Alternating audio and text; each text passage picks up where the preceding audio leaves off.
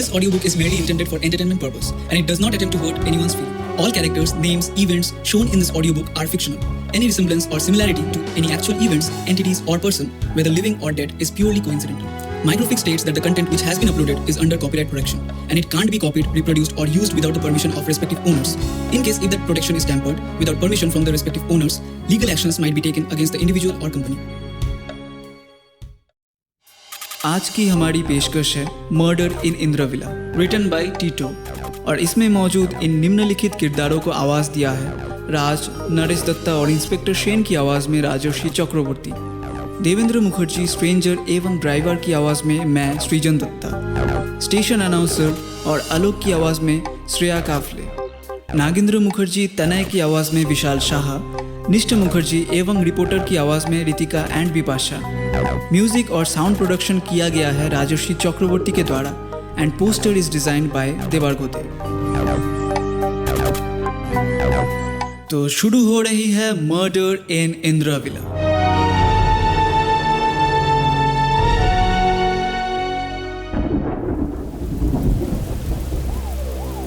Sir, मैंने नहीं मारा है उन्हें, मेरा यकीन कीजिए इंस्पेक्टर साहब। While you're wasting time badgering me, the murderer has got away. Well, if you are so anxious to save my time, could you please explain how come the entire team failed to get a single clue or evidence of somebody else? पता नहीं sir, मुझे पता नहीं। I didn't kill him, I tell you.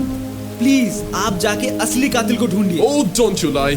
कोई बात नहीं, कोई ठोस सबूत मेरे हाथ लगते ही I'm going to hold you on suspicion of murder. बाकी सब कोर्ट में। Sir, but please believe me. Oh no.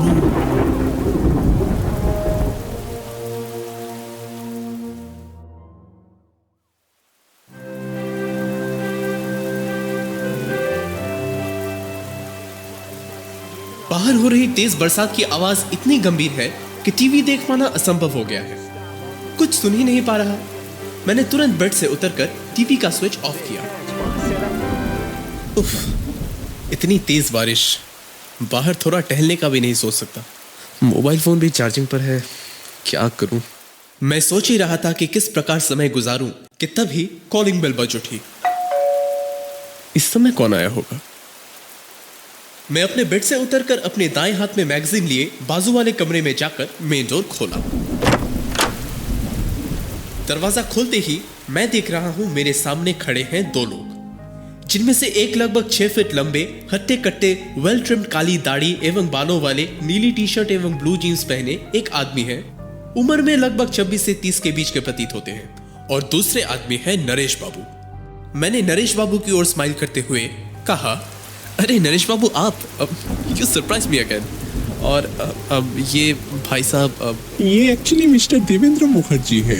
इन्हें आपसे एक बहुत जरूरी काम है। देवेंद्र जी ने मुझे नमस्ते किया और फिर वो दोनों मेरे घर के अंदर प्रवेश किए। वो दोनों अंदर आकर मेरे बेडरूम में बैठे। मैं तुरंत किचन में गया और रेफ्रिजरेटर से कोल्ड ड्रिंक की बोतल निकालकर 2 ग्लासेस में डाली और उनके सामने ट्रे में लेकर रख दिया। और फिर मैं भी उनके पास जाकर सोफे पर बैठ गया। ये लीजिए, थोड़ा रिलैक्स हो जाइए। ये कहकर मैंने मिस्टर देवेंद्र की ओर देखकर एक स्माइल दी। मगर मिस्टर देवेंद्र को देखकर ऐसा लग रहा है कि वह इस वक्त हंसने के मूड में तो बिल्कुल भी नहीं है।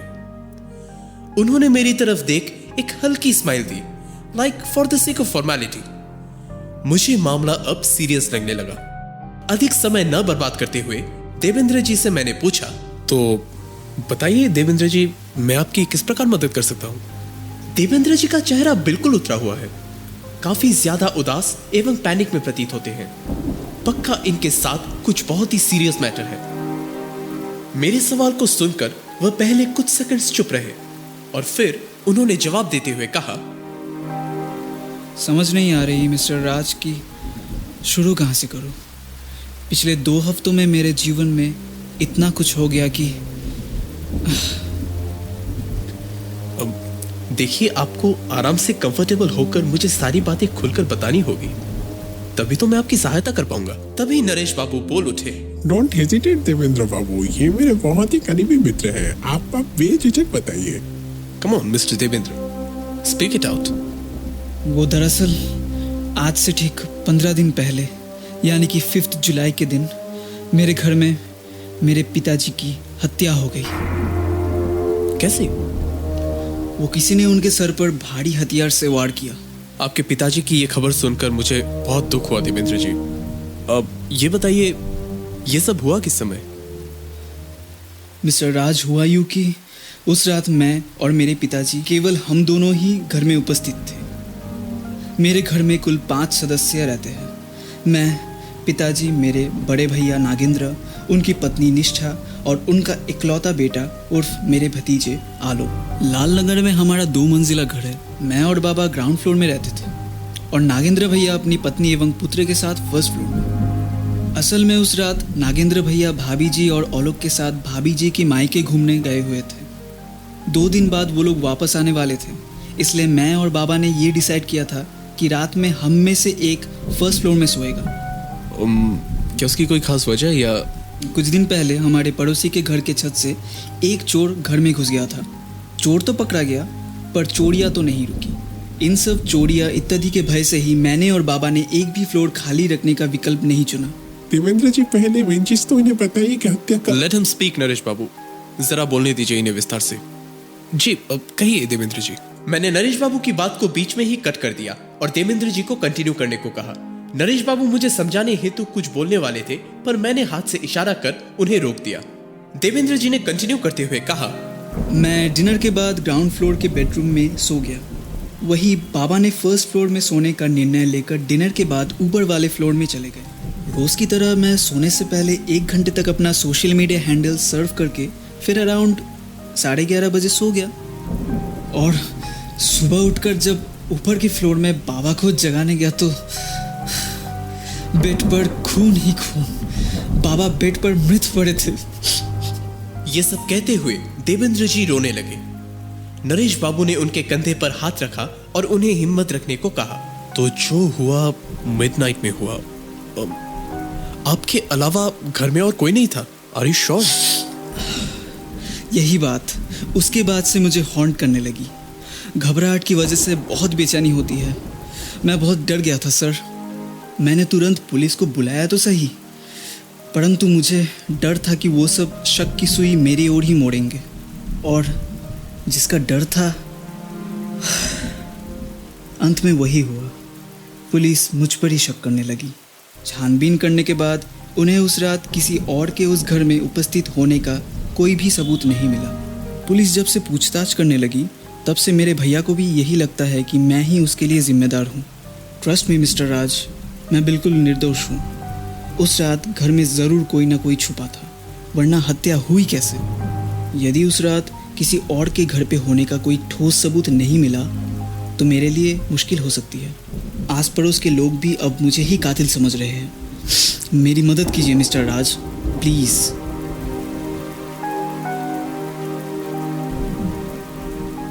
देवेंद्र जी के ये सब कहने के बाद कुछ क्षण तक रूम में सन्नाटा छा गया। बस उन कुछ क्षणों में एक ही आवाज आ रही थी, वह थी देवेंद्र जी के रोने की आवाज। मैं भी काफी कंफ्यूजन में आ गया, काफी गहरी सोच में पड़ गया। यह कैसा विचित्र घटना है? इस आदमी के बताए हुए बातों को अगर मैं सच मान लूं तो इस कहानी को अंजाम देना भी काफी कठिन हो जाएगा। कहीं यह आदमी एक्टिंग तो नहीं कर रहा? इतनी देर से इसकी बॉडी लैंग्वेज को पढ़कर मुझे लग तो नहीं रहा कि यह बंदा एक्टिंग कर रहा है। मगर फिर भी ये एक एक्ट नहीं है, इस बात को अभी मान लेना सही नहीं होगी। खैर, ये सब तो अब वक्त ही बताएगा। सन्नाटे को खत्म करते हुए मैंने मिस्टर देवेंद्र से पूछा, तो क्या मैं जान सकता हूं कि पुलिस ने अब तक क्या क्या पता किया है? I mean, could they specifically say the exact time of murder और जो भी सबूत आदि जो उन्हें मिली हो? जी हाँ, पुलिस ने ये बात कंफर्म की है कि मर्डर रात 12 बजे से 1 बजे के बीच में हुई थी। पूरे घर में किसी और शख्स के फुटप्रिंट्स, फिंगरप्रिंट्स, ब्लड्स एक्सेट्रा कुछ भी नहीं मिले। कुछ समझ नहीं आ रहा है, कुछ भी समझ नहीं आ रहा है। और हथियार जिससे मर्डर किया गया था, क्या वो मिली? वो भी नहीं मिली सर। पुलिस को शक है कि मैंने ही किसी हथियार का प्रयोग किया था और हत्या के पश्चात उस हथियार से खून के निशान मिटाकर उसे कहीं छुपा दिया, पर यह बिल्कुल सच नहीं है। बाय द वे, आप नरेश बाबू को कैसे पहचानते हैं? जी, वी आर कलीग्स। ठीक है फिर देवेंद्र जी, मैं तुरंत नरेश बाबू से आपका एड्रेस लेकर आपके यहाँ आके अपनी तरह से जांच पड़ताल करता हूँ। बस आप इस वक्त मेरे आने के बारे में पुलिस या किसी और को मत बताइएगा। जी ठीक है, प्लीज़ आप शीघ्रता कीजिए, वरना मुझे ऐसा लग रहा है कि जिस प्रकार पुलिस द्वारा जांच पड़ताल चल रही है वो मुझे कभी भी गिरफ्तार कर सकते हैं। Please do Hari sir. आप चिंता न करें, जितनी जल्दी संभव हो मैं वहां आता हूँ। धन्यवाद। और हाँ, और एक बात, आपके पिताजी का कोई दुश्मन या किसी से बैर, या किसी का आपके फैमिली से दुश्मनी, ऐसा कुछ? बाबा के तो किसी दुश्मन के बारे में मैंने कभी सुना नहीं, पर भैया के उनके नौकर तनय, जो कि उन्हीं की दुकान में काम करते हैं, उनके साथ थोड़ी अनबन हो गई थी। भैया ने कुछ दिन पहले दुकान में उन्हें बहुत डांटा था। तनय उनसे अंदर ही अंदर थोड़े नाराज भी थे। निष्ठा भाभी ने ये सब मुझे बताया। अच्छा, अब मैं निकलता हूँ, आधे घंटे बाद मेरी ट्रेन है। नमस्कार। नमस्कार। ये कहकर उन्होंने नरेश बाबू की ओर एक स्माइल दी और चले गए।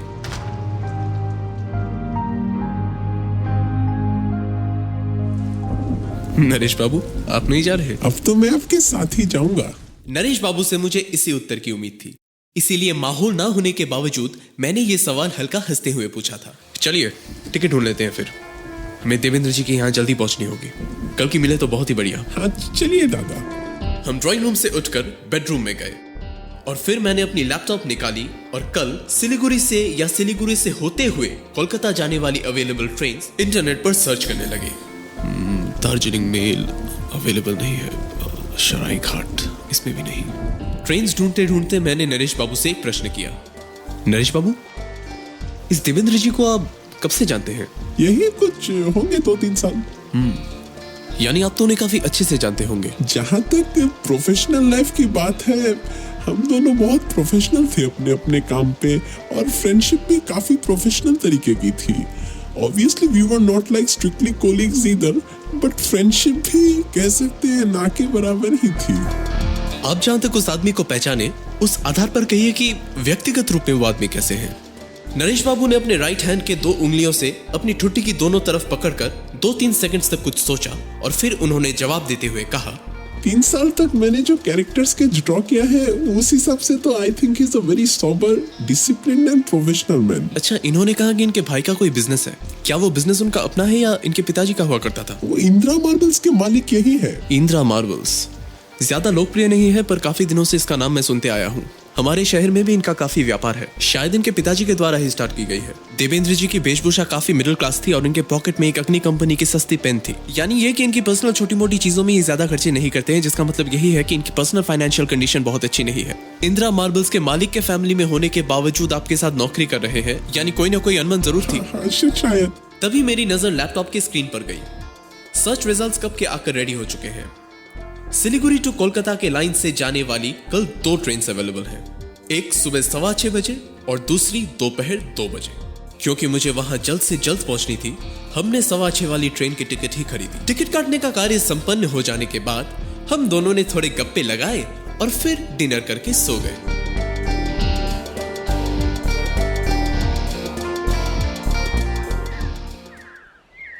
इस वक्त सुबह के 4:10 बज रहे हैं। नरेश बाबू अभी भी गहरी निद्रा में हैं। वैसे उनको इतनी जल्दी जगाने की कोई जरूरत नहीं, क्योंकि उन्हें सामान पैक करने का कोई हेडेक नहीं है। उनका सामान उनके बैग में वेल पैक्ड कंडीशन में है। वह 15 से 20 मिनट और अच्छे से सो सकते हैं। मैंने तुरंत ब्रश करके नहा लिया। कल जिस प्रकार मिस्टर देवेंद्र ने इस केस का वर्णन किया, उस आधार पर तो ऐसा ही लगता है कि मिनिमम हमें वहां 2 हफ्ते तो रहने ही पड़ेंगे। इसीलिए अगले 2 हफ्ते हम वहां रहेंगे, इस बात को मद्देनजर रखते हुए मैंने पैकिंग की। थोड़ी देर बाद नरेश बाबू भी उठे और नहा धोकर तैयार हो गए। रेलवे स्टेशन मेरे घर से काफी नजदीक ही है, इसलिए हम 5:45 AM में ही घर से निकले। हम चाहते तो 15 मिनट बाद भी निकल सकते थे, पर स्टेशन जाकर हमें चाय नाश्ता भी करना है, इसी वजह से हम जल्दी निकले। घर से निकलने के बाद हमने एक टैक्सी पकड़ी और स्टेशन की ओर रवाना हो गए।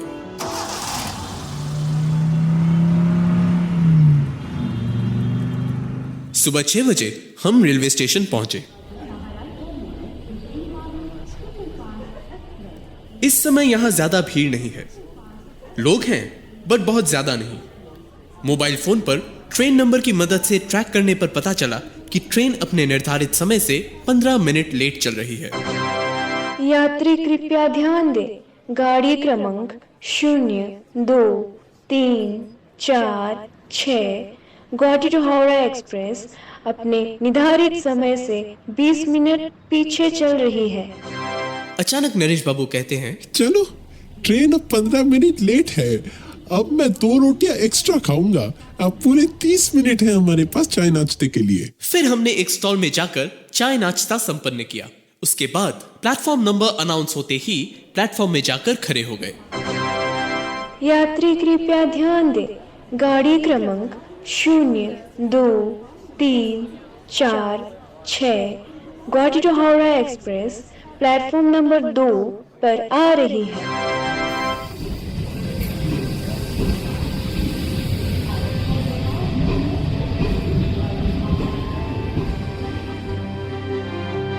ठीक 6:32 पर ट्रेन प्लेटफॉर्म पर आकर ठहरी। गाड़ी में चढ़कर अपने सीट नंबर्स के अनुसार हमने अपना अपना सामान अरेंज किया और फिर कंफर्टेबल होकर बैठ गए।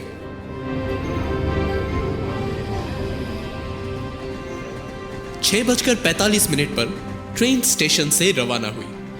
रवाना होते ही ट्रेन में चाय वाले, खिलौने बेचने वाले, एसेसरीज बेचने वाले इत्यादि लोगों का आना जाना भी शुरू हो गया। हमारे डब्बे में लगभग आधे बर्थ्स खाली ही हैं। जैसे जैसे अलग अलग स्टेशंस आने लगे, सीट्स भी भरने लगी। मैं और नरेश बाबू गप्पे लगाते लगाते अच्छे से सफर कर रहे थे कि तभी हमारी पीछे वाली सीट में बैठे एक शख्स ने कुछ ऐसा कह दिया कि हम दोनों का सारा ध्यान गप्पों से हटकर उस आदमी की ओर चला गया। उस शख्स ने कहा, दादा, अब तो किसी पर भरोसा ही नहीं हो पाता, अपनों पर भी नहीं। आज की ही न्यूज की उदाहरण ले लीजिए ना, यकीन ही नहीं होता एक बेटे ने अपने बाप का ही कत्ल कर दिया। और ये ज्यादा दूर की बात भी नहीं है, हावड़ा की ही घटना है। जैसे ही मैंने एवं नरेश बाबू ने उसकी बात सुनी, हमने पहले एक दूसरे की ओर गंभीर चेहरा बनाकर घूरा और फिर मैंने उस पीछे वाली सीट पर बैठे शख्स से पूछा, एक्सक्यूज मी, अब आपने क्या कहा? बेटे ने अपने बाप को मार डाला? अब कहाँ सुनी आपने ये खबर? अरे साहब, कमाल है, कल से यही न्यूज सारे लोकल चैनल में प्रचारित किया जा रहा है। ये देखिए, आज के न्यूज़पेपर की पहली पेज का हेडलाइन है, हर लोकल चैनल में भूचाल आया हुआ है साहब कल रात से। वैसे ये घटना 2 हफ्ते पहले घटी है, पर लोगों के सामने आज आई हुई है। मीडिया वालों का कहना है पुलिस इन्वेस्टिगेशन के दौरान मीडिया दखल दे, ऐसा नहीं चाहती थी। ओ, तो क्या इन्वेस्टिगेशन कंप्लीट हो गई है? क्या पुलिस के द्वारा बेटे को हत्यारा घोषित कर दिया गया है? इन्वेस्टिगेशन कंप्लीट तो नहीं हुई है साहब, बेटे को हत्यारा भी घोषित नहीं किया गया है, पर केस में शक उस पे ही है। आसान सी बात है साहब, पुलिस ने कहा कि अब तक उस घर में उनके बेटे के अलावा कोई और था ही नहीं, तो जरूर उसी ने ही मारा होगा। हो सकता है उसने मर्डर ना किया हो। अरे आपको पता नहीं साहब, जमाना बहुत खराब है। मैं दावे के साथ कह सकता हूँ, खून उसके बेटे ने ही किया है। पुलिस इंस्पेक्टर की जगह आप होते तो शायद ये बात मीडिया में और पहले आ जाती। हाँ, सही कहा आपने। इस शख्स को देखकर मैं इतना तो समझ गया था कि दुनिया में ऐसे लोगों की कमी नहीं जो बिना सिचुएशन को जाने उस पर अच्छी अच्छी टिप्पणियां करने से पीछे नहीं हटते। कुछ और ऐसी बेमतलब की टिप्पणियां करने के बाद उस टॉपिक पर डिस्कशन खत्म हो गई और हम वापस चुपचाप सफर करने लगे।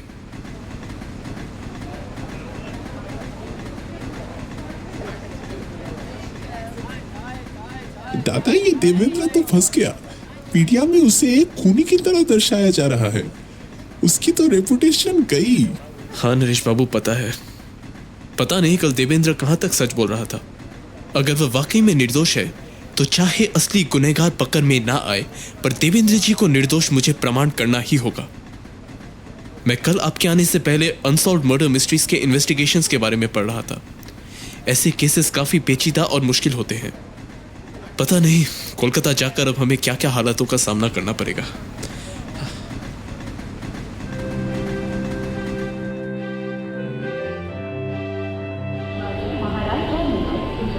शाम के 7:10 में हम हावड़ा स्टेशन पहुंचे। स्टेशन पहुंचते ही नरेश बाबू कहते हैं, दादा मुझे बहुत भूख लगी है, कुछ खाना पड़ेगा, काफी देर से नहीं खाया। फॉर श्योर, पूरा दिन पानी एवं सुबह के नाश्ते के अलावा हमने कुछ खाया भी नहीं। मेरे पेट में भी चूहे कूद रहे हैं। चलो कुछ खाया जाए। फिर लंच करने हेतु हम स्टेशन के बाहर जाकर एक ढाबे में प्रवेश किए। वाह, संध्या के समय और आकर्षक लगता है। अमेजिंग। क्या क्या आकर्षक लगता है? जरा पीछे मुड़कर देखिए। मैंने पीछे मुड़कर देखा और ये अद्भुत दृश्य देखकर मेरा भी चेहरा खिल उठा। मेरी जिंदगी में देखे हुए one of the most amazing दृश्य मैं इस वक्त देख रहा हूं। सचमुच कितना सुंदर है ये नजारा। ये नजारा और किसी चीज की नहीं बल्कि the one and only Howrah bridge की है। वैसे तो मैं कई बार यहां आ चुका हूं और कई बार हावड़ा ब्रिज देखी एवं उससे गुजरा भी हूं, परंतु इस व्यू को मैं स्पेशल इसलिए बता रहा हूं क्योंकि यह संध्या का समय है और आकाश का रंग इस वक्त गुलाबी, हल्की नारंगी एवं गहरे नीले का एक मिश्रण है और ढलते हुए सूरज से आ रही हल्की हल्की प्रकाशें कुछ इस प्रकार इस ब्रिज को छू रही है कि आंखों के आगे एक ऐसी छवि बन गई जिसे देखकर मैं मंत्रमुग्ध हो उठा। सचमुच लाजवाब। भोजन संपन्न करने के पश्चात हमने एक टैक्सी ली और देवेंद्र जी के घर की ओर चल दिए। नरेश बाबू के अनुसार देवेंद्र जी का घर हावड़ा से 3.5 किलोमीटर दूर एक गांव में है जिसका नाम लाल नगर है। नरेश बाबू ऑफिस के किसी कार्य से एक बार इनके यहां आ चुके हैं।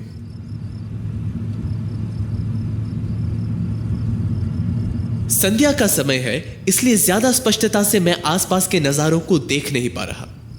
हावड़ा से लाल नगर जाने वाली यह रास्ता काफी हद तक खाली है। बस सड़क के आजू बाजू छोटे छोटे घर, झोपड़ियां तथा दुकानें हैं। यह सड़क पंचायत एरिया के भीतर पड़ने की वजह से यहां स्ट्रीट लाइट्स भी नहीं है। बस सड़क के आजू बाजू के घर एवं दुकानों की लाइट्स इस सड़क को थोड़ा बहुत रोशन करती है। यहां ट्रैफिक भी बहुत कम है।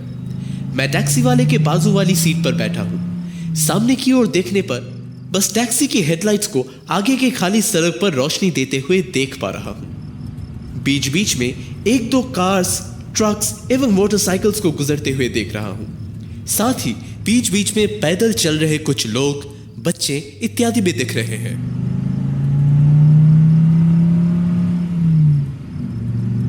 जैसे जैसे हम और आगे बढ़ रहे हैं वैसे वैसे आसपास पेड़ पौधों, तालाबों एवं झोपड़ियों की संख्या बढ़ती नजर आ रही है।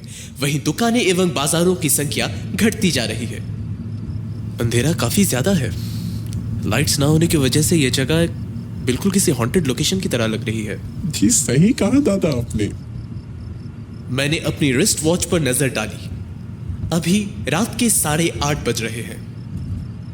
यह जगह पेड़ पौधों से भरी हुई है और इस वक्त बरसात का भी मौसम है, इसलिए आगे बढ़ते बढ़ते हमें थोड़ी ठंड भी लगने लगी है।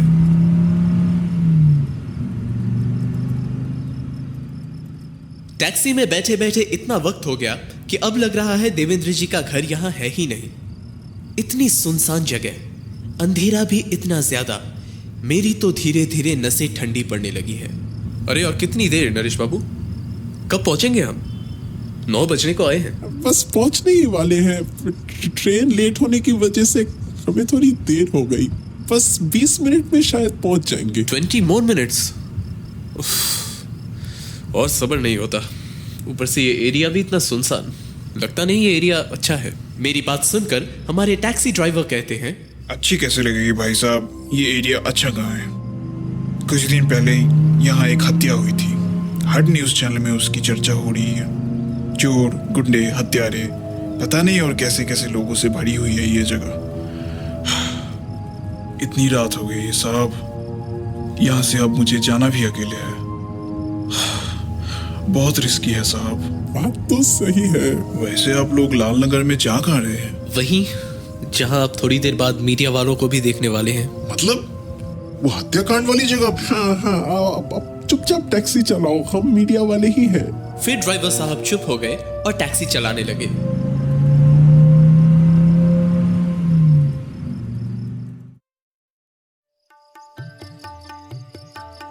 रात के 9:30 बजे हम क्राइम स्पॉट पर पहुंचे। यानी हम फाइनली अब देवेंद्र जी के घर आ ही गए। टैक्सी से उतरकर नरेश बाबू ने टैक्सी वाले को उसका फेयर पे किया और फिर हम आगे बढ़े। इस समय हम देवेंद्र जी के घर के गेट के बाहर खड़े हैं। गेट के उस पार गेट से घर के मेन डोर के आगे की सीढ़ियों तक जा रही एक फुटपाथ है। फुटपाथ के दोनों तरफ है मॉइस्चर से भीगी हुई हरी भरी घास। फुटपाथ की दाईं तरफ घास की लगभग 3x5 स्क्वायर मीटर की एक फील्ड के ठीक मध्य में एक डाइनिंग टेबल है with 5 chairs around it. Footpath जहां खत्म होती है वहां से घर के मेन डोर तक जा रही 3 छोटी छोटी सीढ़ियां हैं। मेन डोर के ऊपर जो शेड है वहां 2 जगमगाती लाइट्स दोनों कॉर्नर्स में लगी हुई हैं। उस शेड के ठीक ऊपर से दिख रही है फर्स्ट फ्लोर की बैल्कनी जो गेट की ओर ही फेस करती है। मेन डोर के दोनों तरफ टब्स में उगाए हुए कुछ फूल पौधे हैं। नो डाउट ये इस एरिया की सबसे बड़ी एवं सबसे सुंदर इमारत है। मेन डोर के आगे एक औरत हाथ में माइक लिए एक शख्स से कुछ पूछताछ कर रही है। ये औरत संभवतः एक रिपोर्टर है। ये उनके पीछे खड़े कैमरामैन को देखते ही समझ में आ गया। पर मूल बात यह है कि जिस आदमी से ये पूछताछ कर रही है वो आदमी कौन है। मैंने नरेश बाबू से पूछा, ये शख्स कौन है, आप बता सकते हैं क्या? देवेंद्र जी का बड़ा भाई, अब बिजनेसमैन है। Nagendra, got it. तभी फर्स्ट फ्लोर की बैल्कनी में देवेंद्र जी हाजिर हुए। उन्होंने हम दोनों के नाम लेते हुए अपना हाथ वेव किया। देवेंद्र जी के भाई ने भी रिपोर्टर के सवालों के जवाब देते हुए हमारी ओर देखा और फिर रिपोर्टर को थैंक यू कहकर हमारी ओर बढ़ने लगे। हमारे पास आकर उन्होंने कहा, नमस्ते, माई सेल्फ नागेंद्र मुखर्जी, पिताजी का बड़ा बेटा। नमस्ते, मैं आपके यहाँ पहले भी आ चुका हूँ। मैं नरेश हूँ। देवेंद्र जी मेरे कलीग हैं और ये मिस्टर राज हैं। देवेंद्र जी ने इन्हें बुलाया है। मैंने भी नागेंद्र जी को नमस्ते कहा। नागेंद्र जी लगभग 6 फीट लंबे, काली सफेद बालों वाले, क्लीन शेव्ड, सफेद कुर्ता पैजामा पहने, लगभग 40 से 45 साल की उम्र के आदमी हैं। इनके आंखों के आसपास डार्क सर्कल्स भी आए हुए हैं। देवेंद्र इस समय थोड़ी टेंशन में है, वो बाहर नहीं आ पा रहा। एक्चुअली वो क्या है, सुबह से मीडिया वालों ने घर के एंट्रेंस घेर रखे थे। अभी अभी जो मेरा इंटरव्यू कर गई वो भी उन्हीं में से एक रिपोर्टर थी। 1.5 घंटे पहले तक तो हालत ऐसी थी कि घर में घुसना भी मुश्किल लग रहा था। इतनी ज्यादा भीड़ लगा दी थी इन मीडिया वालों ने। अब रात हुई है तो जाके खाली हुआ है एंट्रेंस। ये सारे मीडिया वाले देवेंद्र से पूछताछ करना चाहते हैं, इसीलिए देवेंद्र बाहर नहीं आना चाह रहा। एनीवे, आप लोग अंदर आइए, प्लीज कम इन। नागेंद्र जी के साथ साथ देवेंद्र जी ने भी अपनी बालकनी से हाथ हिलाकर हमें अंदर प्रवेश करने का इशारा किया। श्योर नागेंद्र जी, चलिए नरेश बाबू।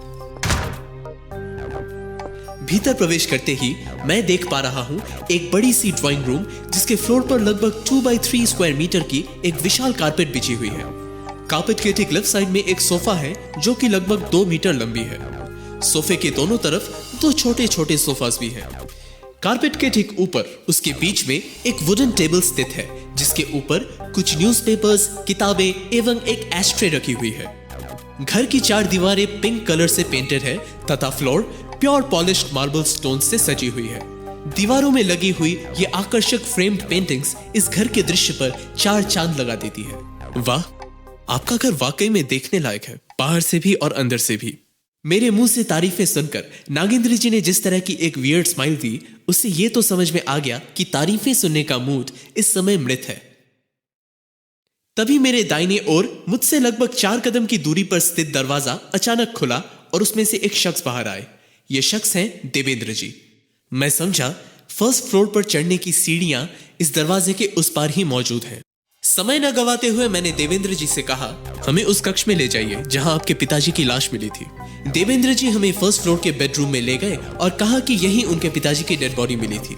ये रूम काफी छोटी है, लगभग 2.5x3 मीटर स्क्वायर की होगी। केवल एक बेड के पास एक टेबल जिसके ऊपर एक लैंप एवं एक पेन स्टैंड है और एक अलमारी के अतिरिक्त इस कमरे में और कुछ भी नहीं है। बेड कवर्ड है एक मैट्रेस, बेड कवर एवं एक पिलो से। बेड के ठीक पास एक खिड़की है जिस पर ग्रिल्स लगी हुई है। इन सब चीजों के अलावा कमरे में एक वेंटिलेटर मौजूद है। देवेंद्र जी, क्या आपके पापा दरवाजा लगाकर सोते थे या उसे खुला ही रखना प्रेफर करते थे? दरवाजा तो लगाते थे पर लैच नहीं। तो सुबह जब आप ऊपर आए उस वक्त दरवाजा खुली थी या बंद? Close but not latched as usual. क्या पुलिस को डोर हैंडल्स में कोई खून के निशान या फिंगरप्रिंट्स नहीं मिले? जी नहीं। और क्या पूरे रूम में कहीं और ब्लड एक्सेट्रा नहीं मिली? आई मीन बेड के अलावा? जी, फ्लोर पर ब्लड फैली हुई थी बट इस कमरे के बाहर नहीं। हत्यारे को काफी समय मिला हथियार छिपाने तथा भाग निकलने के लिए। मैं जरा आपके पूरे घर का एक बार कोना कोना देखना चाहता हूँ, हर कमरा तथा हर दरवाजा, हर खिड़की, सब कुछ। मैंने ये इसलिए कहा क्योंकि मैं देखना चाहता था कि मेन डोर, पीछे वाले दरवाजे एवं बालकनी के डोर के अलावा इस घर में एंट्री या एग्जिट करने का कोई दूसरा रास्ता है या नहीं। तलाश आरंभ करने से पहले मैंने देवेंद्र जी से एक और सवाल पूछा। बात पक्की है कि कातिल ने काफी एविडेंसेस मिटा दिए हैं। क्राइम स्पॉट सील हो जाने से पहले आपके अलावा कोई अंदर नहीं आया था, यू आर श्योर? जी हाँ, बिल्कुल।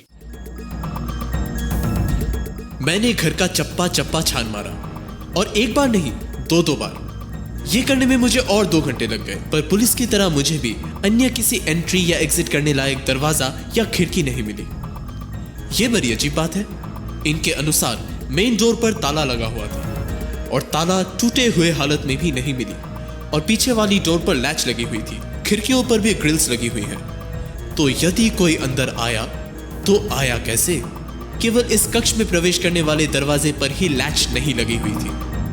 यानी जो भी हत्यारा है शायद वो इस घर पर ही मौजूद था। रात के 12 बजे हैं। मैं काफी ज्यादा थके हुए हालत में हूं। नरेश बाबू भी काफी थक गए हैं। नरेश बाबू ने अपने ड्राइवर को कॉल करके गाड़ी सहित उसे यहां 1 घंटे पहले ही बुला लिया था। मैंने देवेंद्र जी से इस इन्वेस्टिगेशन के लिए कुछ वक्त मांगकर वहां से निकल पड़ा। नरेश बाबू के घर पहुंचने में लगभग 1 घंटा और लग जाएगा। हम कार में बैठे और नरेश बाबू के घर की ओर चल दिए।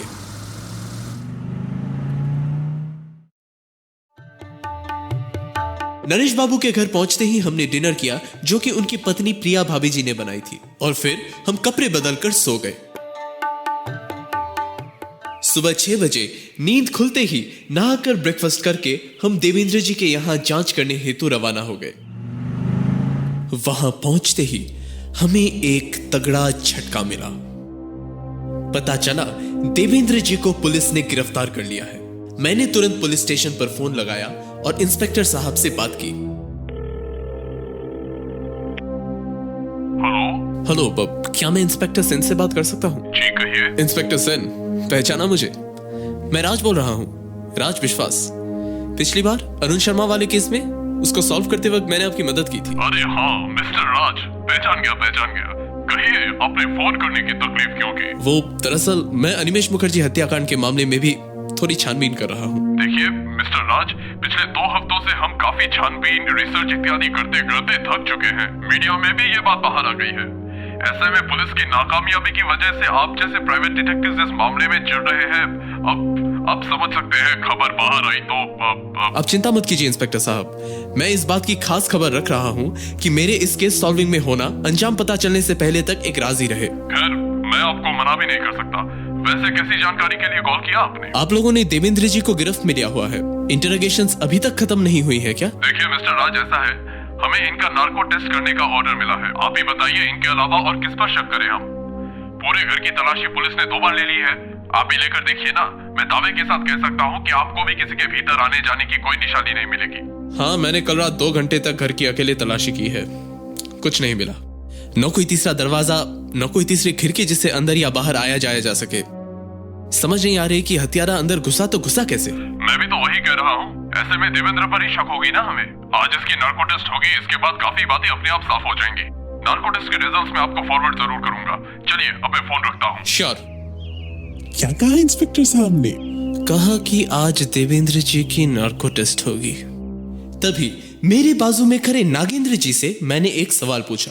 अच्छा नागेंद्र जी, उस दिन आप, आपके बेटे और आपकी पत्नी तीनों ही आपके ससुराल गए हुए थे, है ना? जी हाँ, बिल्कुल। काफी दिनों से मेरे बेटे को अपनी नानी से मिलने की इच्छा थी, तो इसीलिए हम गए थे। बट मुझे इस बात की भनक नहीं थी कि माय ब्रदर कुड व्हाट?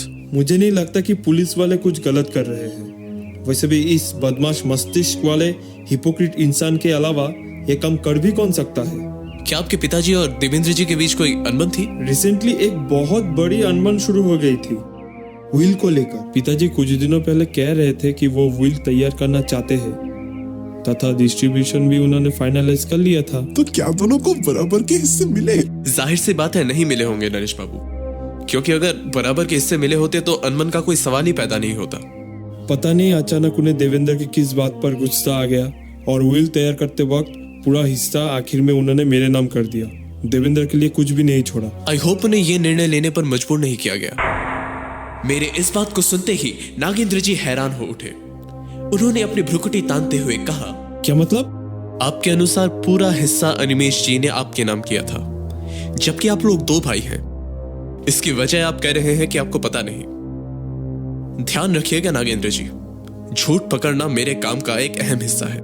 सच क्या है ये मुझे जरूर पता चल जाएगी। कहीं मुझे ये पता ना चले कि आपके चिराग तले अंधेरा है। मुझे ये सब कहते देख नागेंद्र जी कुछ देर तक हैरानी के भाव से अपनी भ्रुकुटी तानते हुए मेरी ओर घूर रहे हैं। नरेश बाबू भी ये सब सुनकर काफी हैरान प्रतीत होते हैं। उनकी शक्ल में आए भाव को देख ये सरलता से समझ में आ रही है कि उन्होंने ये सब तो कदाचित एक्सपेक्ट नहीं किया होगा। यानी एक बात तो स्पष्ट है कि घर में हो रही झमेलों के बारे में देवेंद्र जी बाहर शायद बातें नहीं करते होंगे। यदि वो बताते तो नरेश बाबू को भी ये सब बातें अब तक पता होती।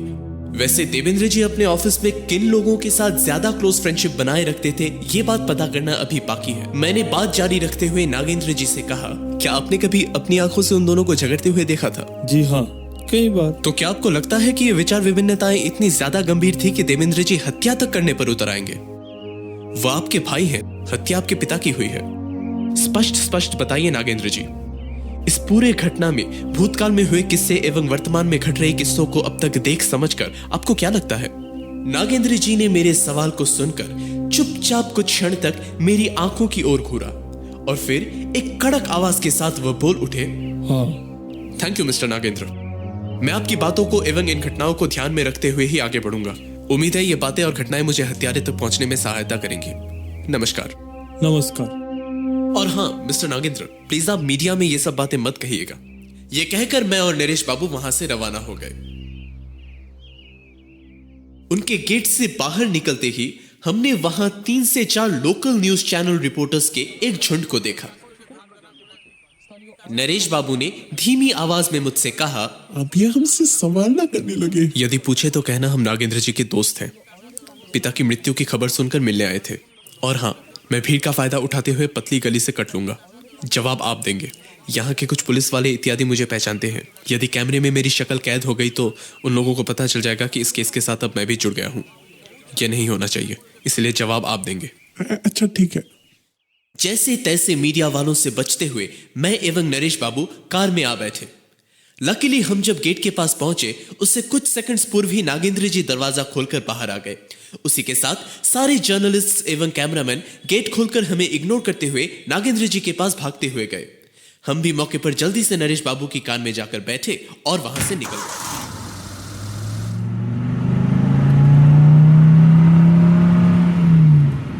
उफ, बाल बचे। नरेश बाबू, हाँ। आज आगे बढ़ने के लिए मुझे काफी सारे क्लूज मिल गए। हाँ, नागेंद्र जी ने काफी कुछ कहा। केवल नागेंद्र जी की बातें ही नहीं, उस घर में मुझे आज इस हत्याकांड के पीछे किसी बड़े एवं वेल प्लान्ड षड्यंत्र के होने का संकेत मिला है। मैंने कुछ और भयानक बातें नोटिस की। मतलब नागेंद्र जी की बातों के अलावा कुछ और भी नोटिस किया क्या आपने? बिल्कुल। घर में आज एक चीज अपनी जगह पर मौजूद नहीं थी। है? क्या मतलब? लालच केवल विल की नहीं है नरेश बाबू। अरे साफ कहिए ना, क्यों मेरा कंफ्यूजन बना रहे हैं? हाँ बताता हूँ। कैलकाटा जू कुछ ही दूरी पर है, वहां उतरते हैं पहले और जू घूमते हुए आपको सब बताता हूँ। इतने दिनों बाद कोलकाता आया हूँ, जू घूमने की बहुत इच्छा हो रही है। इसी बहाने घूम भी लूंगा और देवेंद्र जी के नार्को टेस्ट रिजल्ट्स के आने का इंतजार भी हो जाएगा। साथ ही कुछ और प्लान्स भी बनाने हैं। हाँ, नार्को टेस्ट के रिजल्ट्स के आने से पहले इंतजार करने के अलावा हमारे पास कुछ करने को भी नहीं है। चलिए।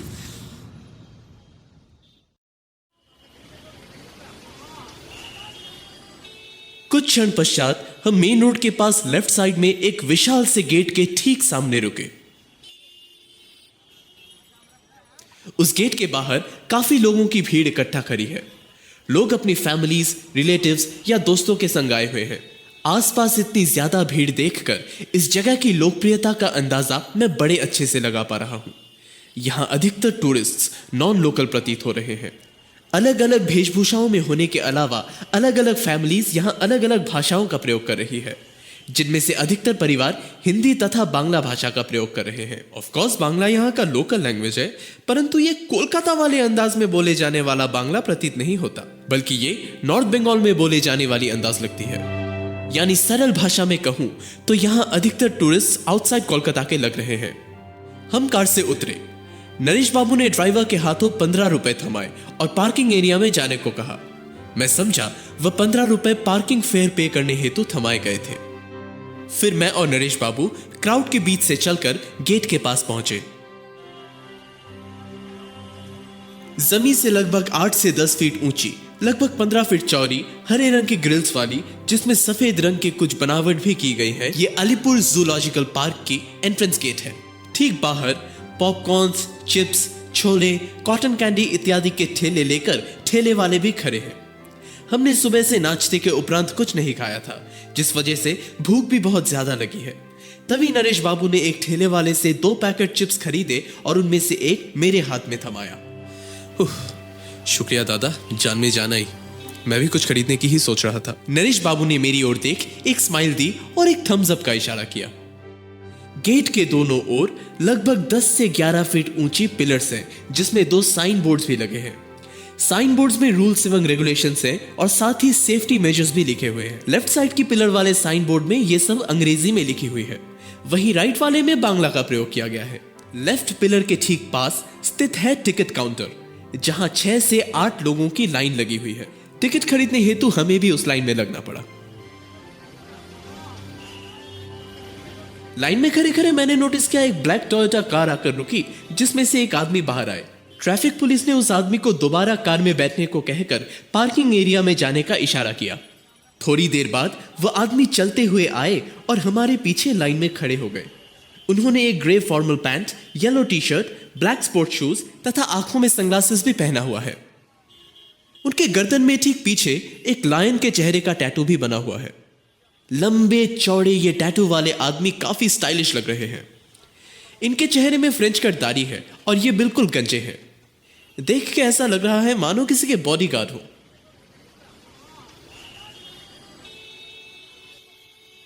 कुछ लगभग 8 से 10 मिनट पश्चात हमारी टिकट खरीदने की बारी आई। हमने टिकट्स खरीदी और जू में प्रवेश किया। अलीपुर जूलॉजिकल गार्डन भारत की सबसे पुरानी जूलॉजिकल पार्क है। इसे बतौर चिड़ियाखाना 1876 में खोला गया था तथा ये 46.48 एकर्स की लैंड कवर करती है।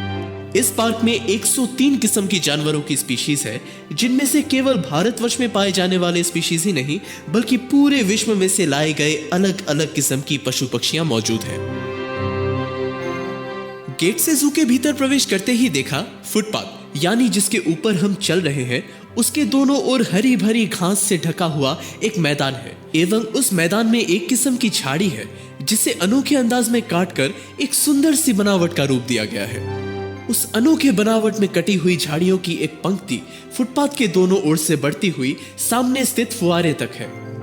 उन झाड़ियों को देखकर नरेश बाबू ने कहा, इतनी बार यहाँ आ चुका हूँ, हर बार इन सुंदर झाड़ियों को देखता भी हूँ, परंतु आज तक इनके नाम का मुझे पता नहीं चला।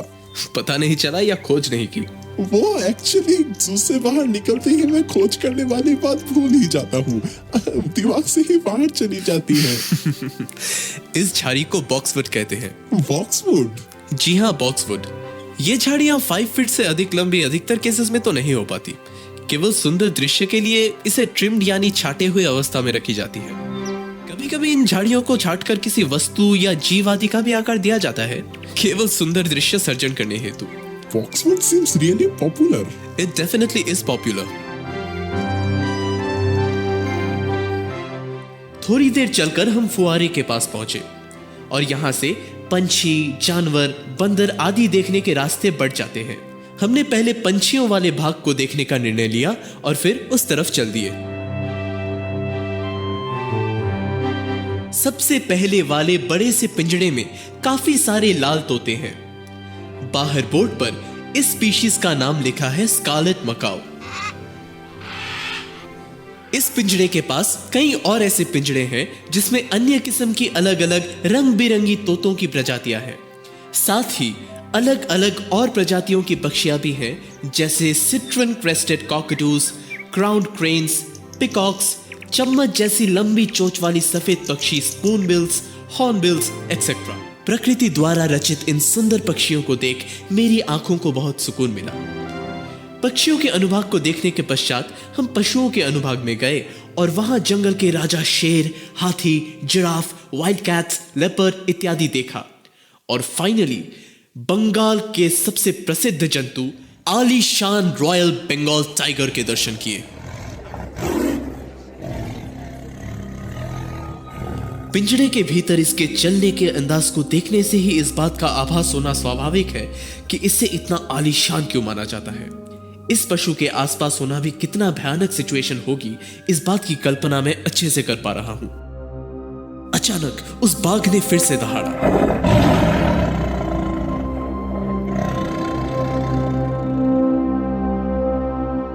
उफ, कितना भयानक दृश्य था ये। उसके दहाड़ने के बाद कुछ क्षण तक आसपास बिल्कुल सन्नाटा छा गया। सब बिल्कुल चुप हो गए। जो जैसे पोजीशन में खड़े थे कुछ क्षण तक वैसे के वैसे ही एक प्रतिमा की भांति खड़े रह गए। सबकी तरह मेरे भी कुछ देर तक रोंगटे खड़े हो गए। गॉड, अच्छा है हम इसे पिंजरे के भीतर मिल रहे हैं, भगवान ना करे कभी बाहर मिले। उफ।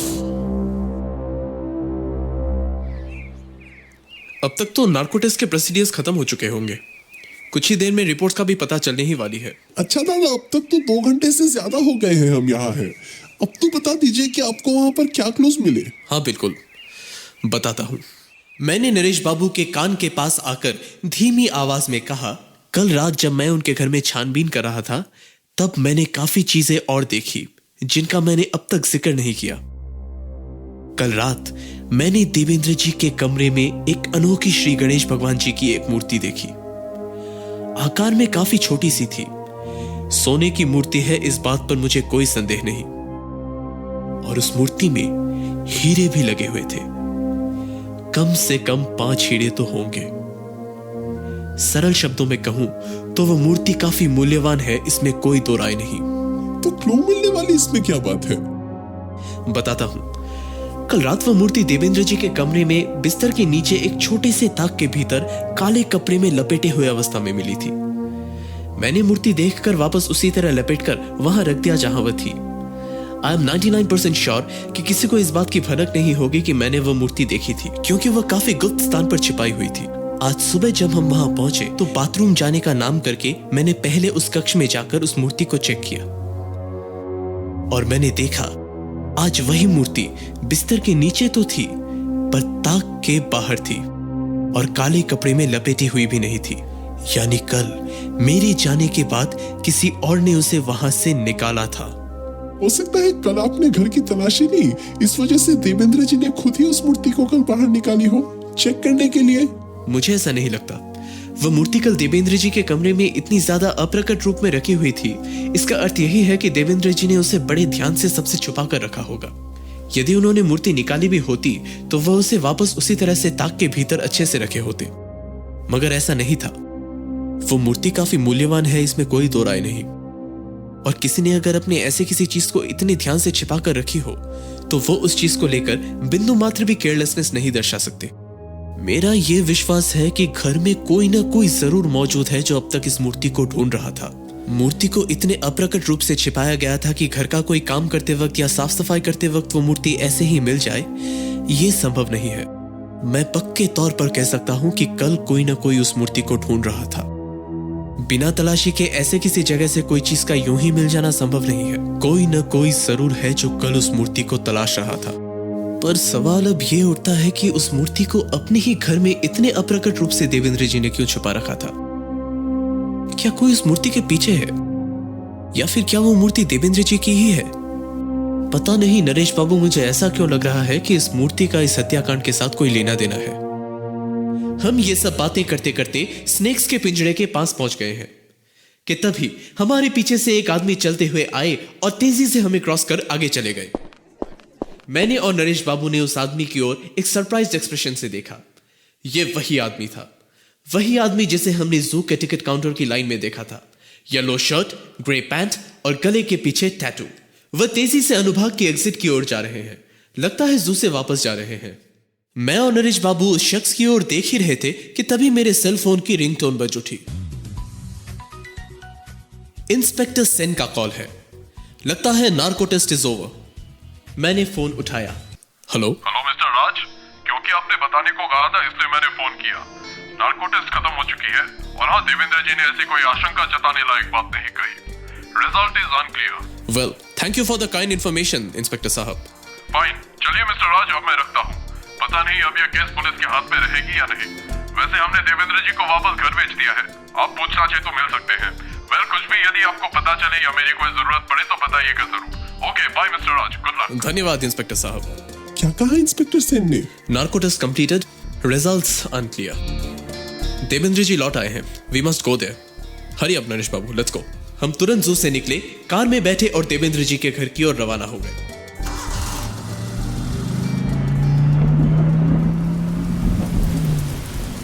अचानक बारिश होने लगी। मैंने अपनी सीट के पास वाले विंडो की कांच को बटन दबाकर ऊपर पुल किया। ड्राइवर भैया ने गाड़ी के फ्रंट ग्लास की वाइपर्स भी चालू कर दिए। विंडो से आसमान की तरफ देखते ही काले काले जलहद गर्जन करते हुए दिख रहे हैं। तभी नरेश बाबू बोल उठे, ओह माय गॉड! क्या हुआ? दादा, ये थंडरिंग क्लाउड्स को देखते ही बहुत घबराहट होती है मुझे। आजकल वैसे भी खबरों में बिजली गिरने के कारण हो रही डेथ्स की काफी बखान होती है। जू से निकले हुए लगभग 1 घंटा होने को आया है। हम देवेंद्र जी के घर से अब थोड़ी ही दूर पर हैं। हम अब उसी सुनसान सड़क से गुजर रहे हैं। दोपहर का वक्त है, इसीलिए लगभग सारी दुकानें एवं स्टॉल्स बंद अवस्था में हैं। सामने थोड़ी दूर पर सड़क के ठीक दाहिनी तरफ एक बंद दुकान के शेड के नीचे शॉल ओढ़े हुए, धोती पहने, सर पर एक वुलन मंकी कैप पहने हुए एक शख्स खड़े हैं। इस सुनसान सड़क पर केवल यही एक शख्स मौजूद है। जैसे जैसे हम उस दुकान के करीब पहुंच रहे हैं, उस शख्स के बैठने की स्थिति बदलती जा रही है। जैसे ही हम और पास आए, उस शख्स ने शॉल के अंदर से हाथ बाहर निकाला और सेकंड के एक अंश में एक सफेद सी भारी चीज हमारी ओर फेंक मारा। वो चीज कार के विंडो की एक कांच को तोड़ते हुए नरेश बाबू के शोल्डर पर आ लगी। ड्राइवर ने संग ही संग ब्रेक्स को कसकर कार को रोका। मैंने तुरंत पलटकर उस दुकान की शेड की ओर देखा तो वह शख्स वहां से आसपास कहीं भाग छिपा था। नरेश बाबू, आपको बहुत ज्यादा चोट तो नहीं आई? ज्यादा तो नहीं आई, पर थोड़ा जरूर आया है। कांच भी गाल में आकर थोड़ी लगी है, पर कुछ डेंजरस भी हो सकता था। बाल बाल बचा। पता नहीं कौन था, भाग गया। तभी मेरी नजर सीट के सामने नीचे गिरी हुई उस सफेद सी चीज पर पड़ी। मैंने उसे उठाया और देखा वह एक कागज में लपेटा हुआ पत्थर था। जब मैंने पत्थर को बाहर फेंककर उस कागज को उधेड़ा तो उस पर कुछ लिखा हुआ पाया। उस पर हिंदी भाषा के अक्षरों में साफ लिखा हुआ था, यदि अपने आप को सलामत देखना चाहते हो तो तुरंत अपनी जांच पड़ताल बंद करो। डिटेक्टिव राज को यह पहली तथा आखिरी चेतावनी है। ये पढ़ने के बाद मैंने एवं नरेश बाबू ने एक दूसरे की ओर आंखें फाड़ते हुए देखा। ड्राइवर भैया भी एक घबराहट भरी नजर से हमें देख रहे हैं।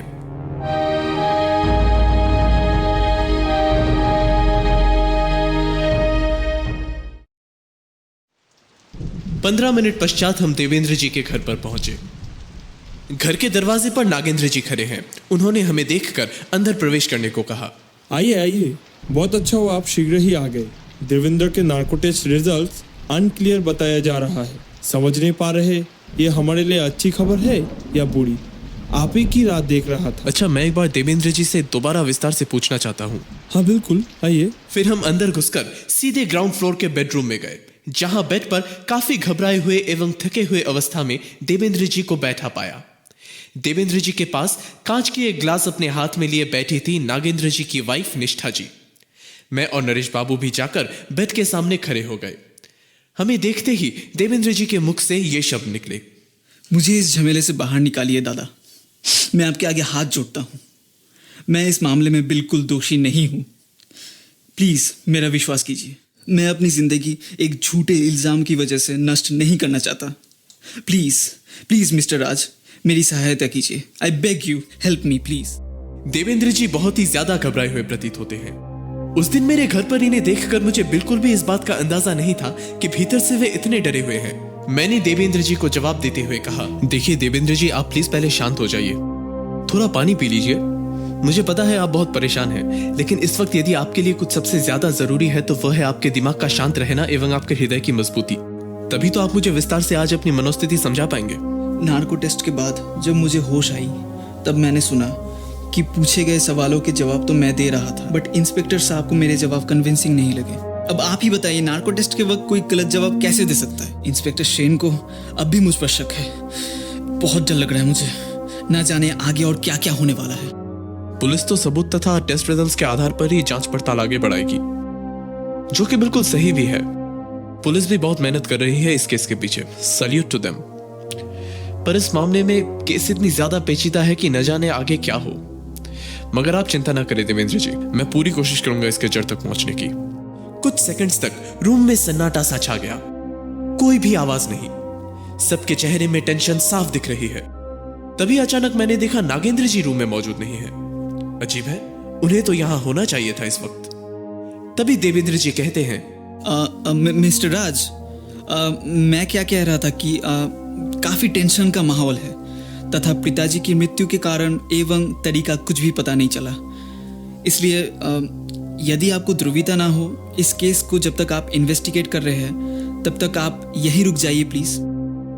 आप पास रहेंगे तो मैं भी सुरक्षित महसूस करूंगा। Please mister Raj. Why not, that would be great. इस तरह मेरे लिए भी काम करना आसान हो जाएगा, बार बार जाने आने की जरूरत नहीं पड़ेगी। ठीक है, फिर यही तय रहा। आज ही आप अपना लगेज एक्सेट्रा लेकर यहाँ आ जाइए। तभी नरेश बाबू ने कहा, मैं भी साथ रहूंगा। ग्रेट। फिर नरेश बाबू अपने ड्राइवर के साथ हम दोनों के कुछ दिनों के लगेजेस एक्सेट्रा लेने चले गए। तब तक मैंने एक बार फिर से घर की छानबीन करने की सोची। अनिमेश जी के कमरे से शुरुआत कर मैं तलाशी करते करते ग्राउंड फ्लोर के स्टोर रूम तक पहुंचा था। तलाशी करते करते अचानक मेरी नजर खिड़की के बाहर की ओर पड़ी। यहां से घर के राइट साइड की छोटी सी लॉन देख पा रहा हूं। लॉन के एंड में बाउंड्री वॉल एवं उसके पीछे की रोड भी दिख रही है, जो कि आगे की तरफ जाकर मुड़ जाती है। तभी उस रोड से घर की ओर बढ़ते हुए नागेंद्र जी दिखे। अजीब है, ये अब तक कहां गायब थे? वह घर के भीतर आए और फर्स्ट फ्लोर पर चले गए। उन्होंने मुझे नोटिस नहीं किया। स्टोर रूम से निकलकर ड्राइंग रूम पर कदम रखते ही मैं एक नन्हे से दोस्त से मिला। नागेंद्र का बेटा आलोक ड्राइंग रूम के फ्लोर पर बैठा खिलौनों से खेल रहा था। आलोक ने मुझे देखा, फिर वापस अपने खिलौनों से वो खेलने लगा। मैं एक स्माइल के साथ जाकर आलोक के पास बैठा और मैंने कहा, मिकी माउस तुम्हारे हाथ में और भी ज्यादा प्यारा लग रहा है। तुम्हारी कहानी का जरूर ये हीरो होगा, है ना? नहीं, हीरो बैटमैन है, वो रहा। आलोक ने उसके सामने रखे बैटमैन के प्लास्टिक मॉडल खिलौने की ओर इशारा करते हुए कहा, वाओ, मिकी माउस के साथ बैटमैन को मैं पहली बार देख रहा हूँ। बहुत खतरनाक जोड़ी है। और ये जो डायनासोर्स हैं, ये जरूर कहानी के विलन मॉन्स्टर्स होंगे, है ना? हाँ। आलोक ने खेलते हुए कहा, बेटे तुम कौन सी कक्षा में पढ़ते हो? क्लास 2। Very good. आप जासूस हो? जी, बस यूं कह लो, बैटमैन की तरह मैं भी बदमाश विलन्स के पीछे भागता रहता हूँ, उनके पकड़ में आने तक। आपके पास बैटमैन की बाइक है? काश होती, मगर अफसोस मैं बैटमैन तो नहीं हूँ। पापा ड्राइवर अंकल के जासूस कह कहकर क्यों डांट रहे थे? आलोक के मुंह से ये बात सुनकर मेरे पैरों तले जमीन खिसक गई। नागेंद्र जी मेरा नाम लेकर ड्राइवर को क्यों डांट रहे थे?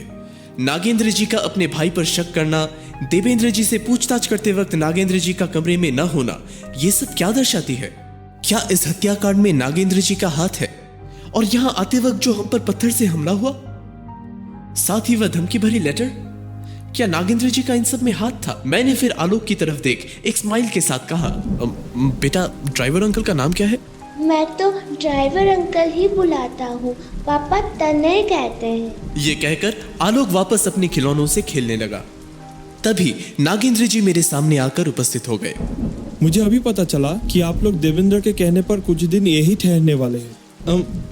मुझे निष्ठा ने बताया। एक्चुअली आप लोग जब देवेंद्र के साथ बात कर रहे थे, मुझे एक ज़रूरी फ़ोन कॉल आया था, इसीलिए बाहर फ़ोन पर बात कर रहा था। ओह अच्छा, आई सी। इसे अपना ही घर समझिएगा। अगर किसी भी चीज की जरूरत हो तो मुझे बेझिझक बताइएगा। ये कहकर नागेंद्र जी वापस फर्स्ट फ्लोर पर चले गए।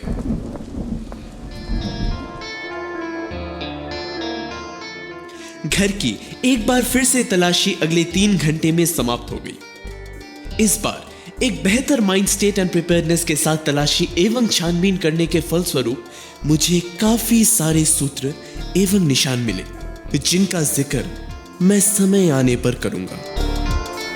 शाम के 8:30 बजे सामान इत्यादि लेकर नरेश बाबू आए। इस बार वे टैक्सी से उतर रहे हैं। मैं समझा कार की कांच की रिपेयरिंग अभी शुरू हो चुकी है।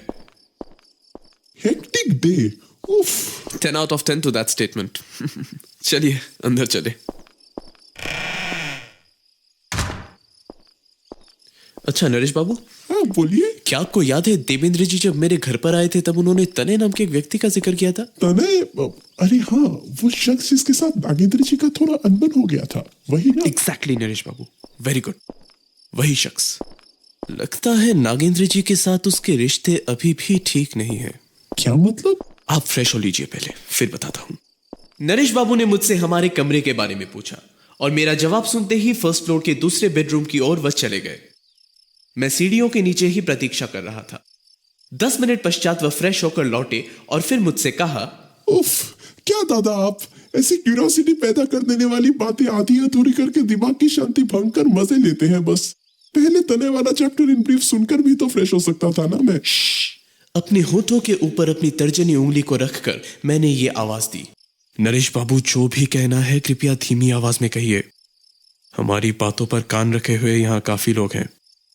कहीं ऐसा ना हो कि हम बेवजह ओखली में सिर दे दें। सावधान। उप्स, सॉरी, पर बताइए तो सही। सब बताऊंगा नरेश बाबू, एक बार पुष्टि कर लूं बस। ये केस देखते ही देखते एक बहुत भयानक मोड़ लेती दिख रही है। फिलहाल आप मेरे साथ आइए। कहाँ? देवेंद्र जी के कमरे में। मैं अंदर जाकर उनसे बात करूंगा, आप बाहर ही खड़े होकर नजर रखिएगा, कोई हमारी बातें सुनने ना चला आए। फाइन। चलिए।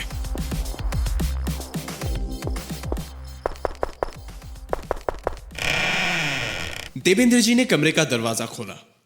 आइए मिस्टर राज, कम इन मिस्टर दत्ता। नहीं, एक्चुअली आपसे कुछ सवाल मैं अकेले में पूछना चाहता हूं। आपके जीवन में आए इस कांटे को दूर करने हेतु ये सवाल पूछने काफी जरूरी है। वो कोई सवाल जवाब के समय अंदर कमरे में प्रवेश ना कर जाए, इसलिए मैं चाहता हूं कि नरेश बाबू बाहर ही खड़े रहें। केवल मैं आऊंगा। अच्छा, ठीक है, आइए। बैठिए मिस्टर राज। सामने मौजूद कुर्सी पर मैं बैठा। देवेंद्र जी का टी शर्ट पसीने से लथपथ अवस्था में दिख रही है। साथ ही उनके चेहरे को भी पसीने की बूंदों ने लगभग ढक रखा है। कमरे में भी सामान उस तरह से रखी हुई नहीं दिख रही जिस तरह से मैंने तलाशी करते वक्त देखा था। यह सब देखकर मेरा दिमाग बस यही निष्कर्ष निकाल पा रही है कि कमरे में देवेंद्र जी कुछ ढूंढ रहे थे और काफी जल्दबाजी में कमरे की हालत ठीक करने का उन्होंने प्रयास किया है, जिसके फलस्वरूप हालत अच्छे से सुधारा नहीं जा सका। क्या बात है, आपको इतना पसीना क्यों आ रहा है? मुझे पता है आप इस समय बेहद चिंतित हैं, परंतु यदि कोई बात आपको सता रही है तो बेझिझक आप मुझे वो बात बता सकते हैं। तभी तो ये कांटे मैं आपके जीवन से निकाल पाऊंगा। नहीं, बस गर्मी की वजह से पसीने आ रहे हैं और टेंशन तो है ही, और कुछ नहीं। कहीं आप मूर्ति तो नहीं ढूंढ रहे? नहीं मिलेगी। देवेंद्र जी इस सवाल को सुनते ही हैरान हो गए, मानो उनके पैरों तले जमीन खिसक गई हो। उन्होंने अपनी भ्रुकुटी तानते हुए मेरी ओर देखकर मुझसे कहा, आपको कैसे पता? घर की तलाशी। मुझे पता है आपने बड़े गुप्त स्थान पर उस मूर्ति को छिपा रखा था, बिल्कुल बेड के नीचे अटैच्ड उस सीक्रेट शेल्फ में। मगर मेरी निगाहों से किसी चीज का छिपना काफी मुश्किल है देवेंद्र जी। पहली बार जब मैं कल आपके कमरे की तलाशी कर रहा था तभी मैंने मूर्ति को देख लिया था। देवेंद्र जी एक टोटली सरप्राइज्ड शक्ल बनाकर चुपचाप आंखें फाड़ते हुए मेरी ओर देख रहे हैं। उनके फेशियल एक्सप्रेशन से यह बात साफ साफ समझ में आ रही है कि उन्होंने ये बिल्कुल एक्सपेक्ट नहीं किया था कि मैं वह मूर्ति इतने सुरक्षित अंदाज में रखे हुए होने के बावजूद देख लूंगा। तभी मैंने अपने कोट के अंदर वाले हिडन पॉकेट में से वह मूर्ति बाहर निकालकर सामने वाले टेबल पर रख दिया। यही मूर्ति ढूंढ रहे थे ना आप? चिंता ना करें, मैंने इसे चोरी नहीं की है और ना ही चोरी करने के इरादे में हूं। But I am afraid Devendra ji कि कुछ लोग हैं जो इसे लपकने के इरादे में हैं। मेरी बातें सुनकर देवेंद्र जी की कंपकपी छूट रही है। वह बहुत ज्यादा भयभीत हो उठे हैं, ये उनके हाव भाव को देखकर स्पष्ट समझ में आ रही है। एक तो वह पहले ही भयभीत थे और अब मेरी बातों को सुनकर वह कांप भी रहे हैं। एक घबराहट भरी कांपती हुई आवाज के साथ देवेंद्र जी ने अपने मुंह से ये शब्द निकाले, ओ गॉड, अब ये क्या नया रहस्य है? पहले पिताजी का कत्ल और अब मेरे मूर्ति की असुरक्षा। हे भगवान, इतनी चिंता सहन करूं तो कैसे करूं? याद रखिएगा, मैंने आज दोपहर में आपको जो कहा, आपका शांत रहना बहुत जरूरी है। आप अपना आपा न खोएं। देखिए, इस केस को सॉल्व करने के लिए आपको मेरे साथ कदम पर कदम रखकर कोऑपरेट करनी होगी, अन्यथा और भी ज्यादा समस्याओं से आप घिर सकते हैं। अच्छा, इस मूर्ति के बारे में आपने अपने घर वालों को बताया? नहीं, अभी तक उसकी आवश्यकता नहीं हुई। ऐसा क्यों? क्या यह मूर्ति आप किसी गैर कानूनी तरीके से लाए हैं? नहीं नहीं, ऐसी बात बिल्कुल नहीं है। फिर इसे इस प्रकार परिवार से छिपाकर इतनी ज्यादा खुफिया अंदाज में क्यों छिपा कर रखा है आपने? वो क्या है कि मृत्यु के कुछ दिन पहले पिताजी ने विल तैयार किया था, सारा हिस्सा नागेंद्र के नाम। उन्होंने इतनी अनुचित तरीके से निर्णय लिया था कि इस बार बगैर उनके खिलाफ आवाज उठाए मुझे चैन नहीं मिल रहा था। आपत्ति थी मुझे मिस्टर राज, सच बता रहा हूँ। बाबा के इस निर्णय ने मेरा कलीजा छलनी कर डाला था। मगर ऐसा क्यों किया उन्होंने? आई एम श्योर इसके पीछे कोई ना कोई वजह तो होगी। उन्हें मेरी ड्रिंकिंग हैबिट से नाराजगी थी। सिर्फ इस छोटे से कारण की वजह से उन्होंने मुझे खून के आंसू रुलाए। केवल एक सज्जन व्यक्तित्व ना रख पाने की वजह से उन्होंने अपनी पूरी वसीयत उस बेशरम के नाम कर डाला। अच्छा, आपने इस बार क्यों कहा? आपने कहा आप चुप नहीं बैठ पाए इस बार। क्या पहले भी ऐसा कुछ हो चुका है? इन पिछले 4 सालों में इस एस्टैब्लिश मार्बल बिजनेस का लाभ उठाते हुए नागेंद्र ने ढेर सारा पैसा कमाया। दूर दूर के शहरों तक फेमस है हमारी इंदिरा मार्बल्स। कम पैसे है क्या इस बिजनेस में? रिसेंटली नागेंद्र कोलकाता टाउन में एक 3 BHK फ्लैट भी खरीदने का सोच रहा था। क्या इतना पैसा काफी नहीं है उसके लिए? अब पिताजी ने ये निर्णय लेकर मेरे कलेजे में छुरी चला दी। पहले पूरी बिजनेस और अब पूरी जमीन। आप यकीन कीजिए मिस्टर राज, आज केवल मेरे पिता के उस स्टूपिड डिसीजन की वजह से ही नागेंद्र मुझसे 5 गुना ज्यादा पैसे कमा रहा है। लोग पता नहीं मेरे बारे में क्या क्या सोचते होंगे, कितना बेवकूफ समझते होंगे मुझे। कहते होंगे कि ये काठ का उल्लू इतना भी काबिल नहीं बन सका कि उसका बाप उसे अपना व्यापार संभालने दे। मैंने डिसाइड किया बाबा के इस निर्णय के आगे मैं बिल्कुल घुटने नहीं टेकूंगा। और फिर एक दिन पिताजी के साथ काफी देर तक इस बात को लेकर मेरा झगड़ा हुआ। उस झगड़े में मैंने उनको काफी खड़ी खोटी सुना दी गुस्से में आकर। उसके बाद शायद उनके अंदर थोड़ा सा पुत्र मोह का दिया प्रज्वलित हुआ और उन्होंने इस बेड के नीचे उस ताक से वो छुपाई हुई मूर्ति बाहर निकालकर मुझे दिखाया। मृत्यु के पहले बाबा इसी कमरे में सोते थे। इस बेड के नीचे ऐसी कोई छुपी हुई ताक भी है और उसके अंदर एक इतनी मूल्यवान चीज मौजूद है, ये बात मेरे पिता के अलावा किसी और को खबर नहीं थी। बाबा ने आखिरकार पुत्र मोह की वजह से मूर्ति मुझे सौंपने का वादा किया। उन्होंने बताया था कि मेरे परदादा ने लगभग 120 वर्ष पहले इसे खरीदा था। अब किस से एवं कैसे खरीदा ये मुझे पता नहीं। बाबा ने इसके बारे में मेरे अलावा किसी और को खबर नहीं होने दी। मैं बचपन से इस घर में रह रहा हूँ और उसी दिन मुझे पता चला कि इस घर में एक ऐसी चीज भी मौजूद है। मैंने भी अभी तक इसके बारे में घर में तथा बाहर किसी को बताया नहीं। और वैसे भी इतनी मूल्यवान चीज मेरे पास है, इस बात की खबर बाहर आने से मेरे दुश्मन भी बढ़ जाएंगे। इसलिए इतना खुफिया अंदाज में ये मूर्ति मैंने अंदर ही छुपा रखी थी। नागेंद्र को पता चलने से भी क्या पता वो इसको बेचकर पैसों का हिस्सा मांगे। But I am afraid Devendra ji, ये मूर्ति आपके पास है, इस बात की खबर कुछ लोगों को हो चुकी है, ध्यान रहे। मेरी ये बात सुनकर देवेंद्र जी एक बार फिर घबरा गए। मिस्टर राज, मामला क्या है? देखिए देवेंद्र जी, आपकी ये मूल्यवान मूर्ति अब यहां और सुरक्षित नहीं है। मेरा यह अनुमान है कि इसके पीछे कुछ लोग हाथ धोकर पड़े हैं और आपके पिता के कत्ल के पीछे भी इस मूर्ति का असुरक्षित होना जुड़ा है। ये एक बहुत बड़ी भयभीत कर देने लायक गड़बड़ है। आप कृपया ये मूर्ति कुछ दिनों के लिए मुझे सौंप दीजिए। ये केस सॉल्व होने तक मैं इसे सुरक्षित रखूंगा। यदि आपके पास रहा तो मुझे भय है कि आपकी जान को भी खतरा हो सकता है। हाँ, बिल्कुल बिल्कुल, ऐसा ही कीजिए। फाइन, आप कृपया सावधान रहें। कुछ भी ठीक ना लगे तो मुझे बताइएगा जरूर। और हाँ, मुझ पर भरोसा रखें और शांत रहें। मैं इसकी जड़ तक पहुंचकर रहूंगा। तब तक धीरज रखिएगा। Good luck, good night. मैंने टेबल से मूर्ति उठाई और कमरे से बाहर आया।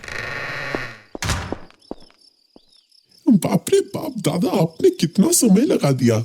मच्छरों ने तो मेरी यहाँ ऑलमोस्ट जान ही ले ली। टेंशन मत लीजिए, आपकी सहन शक्ति लाजवाब है। व्हाट? नरेश बाबू एक कंफ्यूज्ड एक्सप्रेशन के साथ मेरी ओर देख रहे हैं। अच्छा, कोई आया था इस बीच? अरे नहीं, बस निष्ठा जी डिनर के लिए पूछने आई थी। मैंने बहती गंगा में हाथ धोने का अवसर देख मना कर दिया। बहती गंगा में हाथ धोने का अवसर? कैसे? घर का खाना तो रोज ही खाता हूँ। आज काफी दिनों बाद आपके किस के चक्कर में अवसर प्राप्त हुआ है। बाहर है ना हम, पास ही एक पाइस होटल है, चलिए वहां जाके डिनर करते हैं। विचार बुरा नहीं है दादा, फाइन चलिए। देवेंद्र जी के घर से बाईं ओर लगभग 100 मीटर की दूरी पर एक पाइस होटल स्थित है। यहाँ रीजनेबल रेट्स में डेली मेन कोर्स फूड के साथ साथ अन्य अच्छी अच्छी डिशेस भी मिलती हैं। इस समय हम रेस्टोरेंट में प्रवेश कर रहे हैं। देखा भीड़ इस समय काफी कम है। वॉल्स ऑरेंज कलर से पेंटेड है, जिनमें सुंदर पेंटिंग्स की फ्रेम तस्वीरें टंगी हुई है। एयर कंडीशनर्स लगे होने की वजह से यहाँ पर ठंड भी बहुत लग रही है। वैसे भी बरसात का मौसम है, टेम्परेचर काफी गर्म नहीं। वॉल्स के एजेस में ब्लैक कलर्ड फ्रेम्स लगी हैं। फ्लोर बिल्कुल पॉलिश्ड वुडन। यहाँ डाइनिंग टेबल्स एंड चेयर्स भी स्टील तथा ब्लैक कलर की हैं। सीलिंग पर लगे उस बड़े से शैंडेलियर से आ रही रोशनी माहौल को और खूबसूरत बना देती है। बड़े से शैंडेलियर के आसपास कुछ छोटे छोटे लाइट्स अटैच्ड हैं। साथ ही किचन से आ रही लजीज खाने की महक मुंह में पानी ले आती है। रेस्टोरेंट में ऑर्डर्स ले रहे तथा फूड सर्व कर रहे कुछ वेटर्स चक्कर लगा रहे हैं। उनमें से ही एक को बुलाकर मैंने एवं नरेश बाबू ने प्लेन राइस, पनीर टिक्का एवं चिकन मलाई कबाब ऑर्डर किया। थोड़ी देर बाद वेटर के हाथों डिनर आई और हमने खाना आरंभ किया। वैसे वार्तालाप कैसा रहा देवेंद्र जी के साथ? मामला बहुत ही गंभीर है नरेश बाबू। मामला गंभीर है वो तो समझ में आ ही रही है। यहाँ पब्लिक प्लेस में ज्यादा नहीं बोल सकता, घर जाते वक्त बताता हूँ। तभी मेरी नजर नरेश बाबू के पीछे वाली डाइनिंग टेबल पर पड़ी। वहां नागेंद्र जी बैठे हैं और उनके साथ एक और शख्स भी है। ये आदमी गंजा है और गर्दन के पीछे टैटू भी है। ये वही शख्स है जिसे आज सुबह जू में देखा था। आखिर है कौन ये आदमी? क्या नागेंद्र जी ने ही इसे आज सुबह हमारे पीछे भेजा था? तभी नागेंद्र जी ने हमें देखा और वह बोल उठे, अरे मिस्टर राज, मिस्टर दत्ता। ये कहकर वो अपने टेबल से उठे और हमारे पास आए। उनके साथ वो दूसरे टैटू वाले शख्स भी आए। आप लोग यहाँ? निशा ने खाना अच्छा नहीं बनाया क्या? जी नहीं, ऐसी बात नहीं। दरअसल ये होटल हमारे नजर में पड़ी, इसलिए खाने की इच्छा हुई तो चले आए। अरे हाँ, बाय द वे ये तनय है, मेरे दुकान में काम करता है और मेरा ड्राइवर भी है। नागेंद्र जी ने उस टैटू वाले आदमी की ओर इशारा करते हुए कहा। उस आदमी ने हमें देखकर स्माइल किया। थोड़ा स्नैक्स खाने का दिल किया, यहाँ चले आए। वैसे आपकी इन्वेस्टिगेशन आई होप अच्छी चल रही है, अपडेट मिलने पर बताइएगा जरूर। ये कहकर वो दोनों रेस्टोरेंट से चले गए। रेस्टोरेंट से लौटकर घर पहुंचते ही हम कमरे में गए और बिना और किसी डिस्कशन के कपड़े बदलकर सो गए। सोने से पहले नरेश बाबू के साथ आज के एक्सपीरियंसेस शेयर करने का प्लान था, परंतु नरेश बाबू कुछ सुनने की हालत में नहीं लग रहे थे। वह काफी टायर्ड हो गए थे और सच पूछा जाए तो मैं भी काफी थक गया था, इसीलिए हम बिना कुछ कहे सो गए। देवेंद्र जी के द्वारा कही गई बातों को तथा आज घटी घटनाओं के बारे में सोचते हुए कब गहरी नींद में मैं सो गया और कब वह नींद टूट भी गई समझ ही नहीं पाया। आधी रात में जागते ही मैंने महसूस किया चारों ओर बिल्कुल सन्नाटा छाई हुई है। बाहर से आ रही लोगों की एवं रिपोर्टर्स की आवाज अब थम चुकी है। ना ही किसी कुत्ते बिल्ली की आवाज आ रही है। सुनाई दे रही है तो बस नरेश बाबू की जोर जोर से खराटे लेने की आवाज, और आ रही है दीवार पर टंगी हुई वॉल क्लॉक से कांटे की टिक टिक आवाज। मेरी निगाहें बेड की दाईं तरफ स्थित खिड़की की ओर चली गई। खिड़की से सोते समय देखा था आसमान एवं आसमान के तारे नजर आ रहे थे, लेकिन अब देख रहा हूं आसमान का काफी हिस्सा नजर नहीं आ रहा। एक अंधेरा सा कुछ मानो खिड़की का लगभग ज्यादातर स्पेस ऑक्यूपाई किए खड़ा है। नींद का अभाव थोड़ी सी कटते ही मैं समझा ये एक इंसान है। खिड़की की ग्रिल्स को अपने दोनों हाथों में पकड़े हुए हमारे कमरे के भीतर वह झांक रहा है। आसमान में आज काफी तारे होने के बावजूद कमरे के भीतर बिल्कुल रोशनी नहीं है, इसलिए इस शख्स का चेहरा देखना असंभव है। फिर देखा, उस शख्स ने खिड़की के बाहर से कमरे के भीतर हाथ घुसाया, पर केवल हाथ ही नहीं, हाथ में लंबी सी कोई धारदार वेपन भी है, और वो वेपन नरेश बाबू की ओर बढ़ रही है। मैंने शरीर का पूरा जोर लगाकर नरेश बाबू को बाएं हाथ से अपनी ओर खींचा। मुझे हिलते देख उस शख्स ने अपना वेपन एवं हाथ दोनों अपनी ओर कर लिया और झट से पीछे मुड़ गया। इतने में मैंने पास वाले टेबल से टॉर्च उठाई और लाइट उसकी तरफ फ्लैश की। लाइट उस पर पड़ते ही सामने से भागकर वह अदृश्य हो गया। नरेश बाबू की नींद उन्हें खींचते समय ही खुल गई थी। वह बोल उठे, ओ गॉड, लगता है अपनी जान बचा ली। बाप रे, क्या क्या हो रही है, न जाने कौन था, घबराहट हो रही है अब मुझे। शायद मैं जानता हूं ये कौन था। मेरी बात सुनते ही नरेश बाबू ने अपनी आंखें बड़ी बड़ी कर ली और मेरी ओर देखने लगी। फिर इशारा करके उन्होंने मुझसे पूछा। जब मैंने भागने से पहले उस पर टॉर्च लाइट की फ्लैश की, उस वक्त वो शख्स उल्टी तरफ मुंह किए हुए खड़ा था। मुझे कुछ दिख गया नरेश बाबू। क्या? इस शख्स के गर्दन के पीछे की वो टैटू।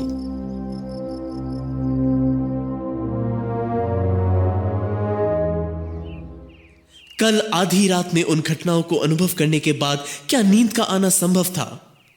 निद्रा फिर जाने कहां गायब हो गई, समझ ही न सका, और जागते हुए भी कब सुबह हो गई वह भी समझ में नहीं आई। इस वक्त सुबह के 6:30 बज रहे हैं।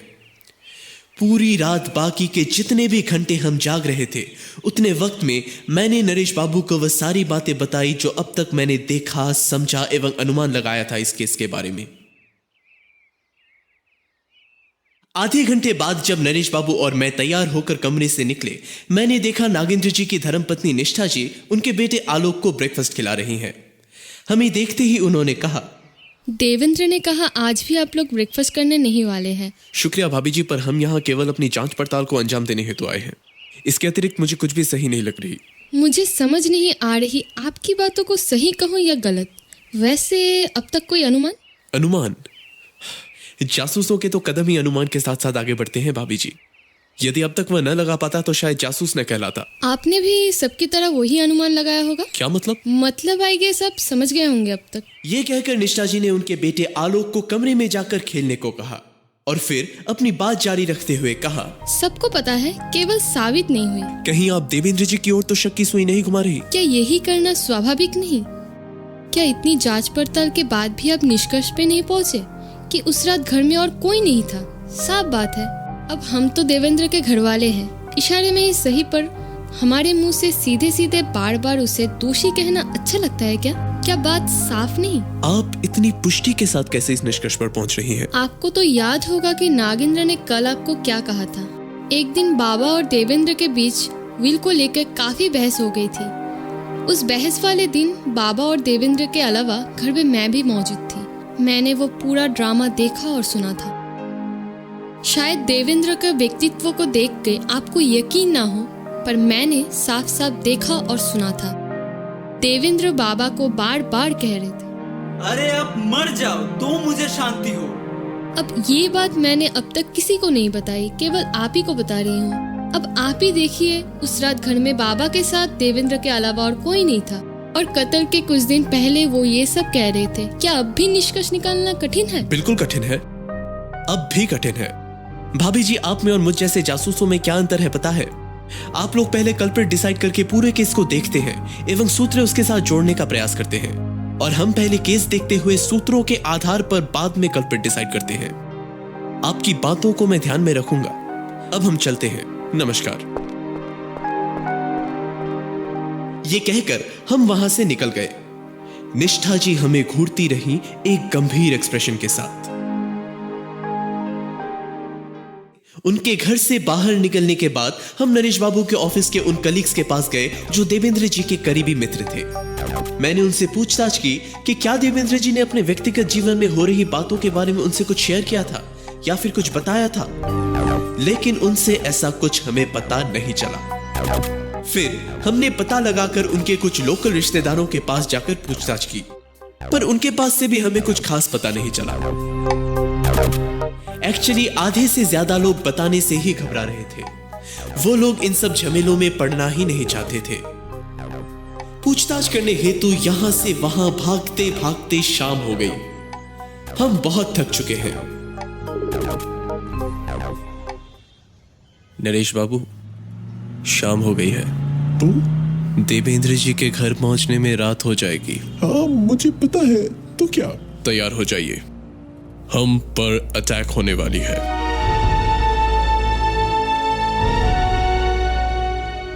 रोंगटे खड़े हो गए हैं नरेश बाबू एवं ड्राइवर के। मुझे ये कहते देख पूर्ण रूप से वह घबरा गए हैं। वो मेरी ओर एक घबराहट भरी नजर से घूर रहे हैं। आप ऐसा क्यों कह रहे हैं? ये कोई मजाक तो नहीं है ना? नहीं नरेश बाबू, आज हम पर सचमुच अटैक होने वाली है। होशियारी एवं सतर्कता बनाए रखिएगा। नरेश बाबू एवं ड्राइवर दोनों मेरी बातें सुनकर घबरा गए हैं। किसी के कंठ से डर के मारे एक शब्द भी नहीं निकल रहा। कुछ मिनटों तक हम सब चुपचाप बैठे रहे।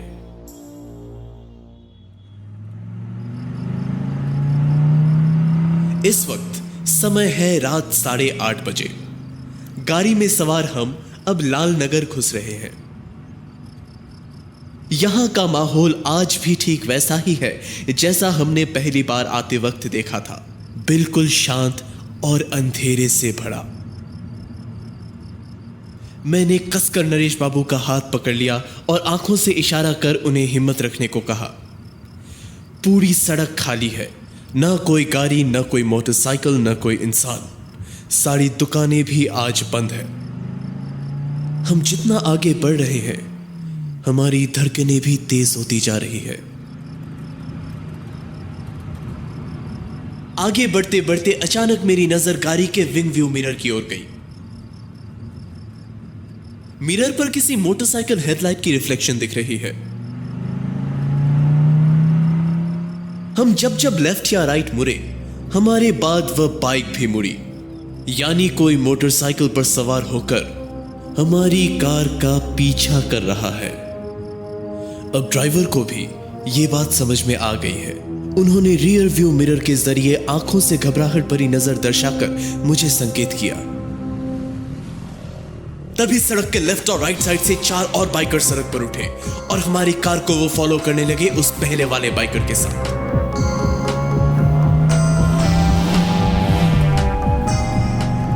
वो लोग पीछा करते करते अब हमारी कार के पास पहुंच गए हैं। 2 बाइकर्स हमारे कार के लेफ्ट की ओर कार के साथ चल रहे हैं और बाकी के 3 कार के लेफ्ट साइड में। अब स्पष्ट दिखाई दे रही है कि उनके हाथों में चाकू, हॉकी स्टिक्स, डंडों जैसे हथियार भी है। उन सब ने हेलमेट भी पहना हुआ है। ये पक्का हम पर धावा बोलने हेतु आए गूंस हैं। नरेश बाबू के पसीने छूटने लगे। ड्राइवर ने गाड़ी की रफ्तार और तेज कर दी, साथ ही उन बाइकर्स ने भी अपने मोटरसाइकिल्स की रफ्तार तेज कर दी। हमारी कार से लगभग 100 मीटर की दूरी पर सड़क के दाईं ओर एक लोड 10 चक्का ट्रक पार्क की हुई है। तभी मैंने ड्राइवर से कहा, तेज रफ्तार में उस ट्रक के पास जाकर गाड़ी रोको। पर सर, गाड़ी रोकी तो ये हमें मार डालेंगे। नहीं रोकी तो भी हमें पकड़ लेंगे, मुझ पर विश्वास रखो। ड्राइवर ने गाड़ी और तेज रफ्तार में उस ट्रक की ओर बढ़ाया, लेकिन तभी उन बाइकर्स में से एक ने तेजी से हमारी कार को ओवरटेक कर कुछ 30 मीटर आगे जाकर हमारी कार के आगे बाइक रोकी और खड़े हो गए। हमारे ड्राइवर ने जल्दी से ब्रेक्स कसे।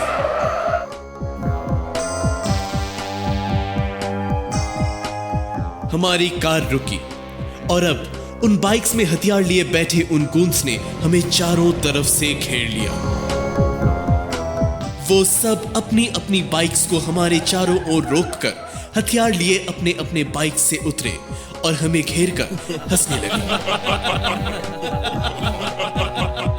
तभी उनमें से एक ने अपना हेलमेट उतारा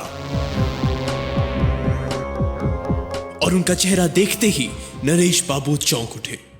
ये शख्स और कोई नहीं बल्कि वही गर्दन पर टैटू वाला तनय है जिसने हम पर 2 बार अटैक्स किया था। हमें घूरते हुए तनय ने एक शैतान की हंसी हंसकर कहा।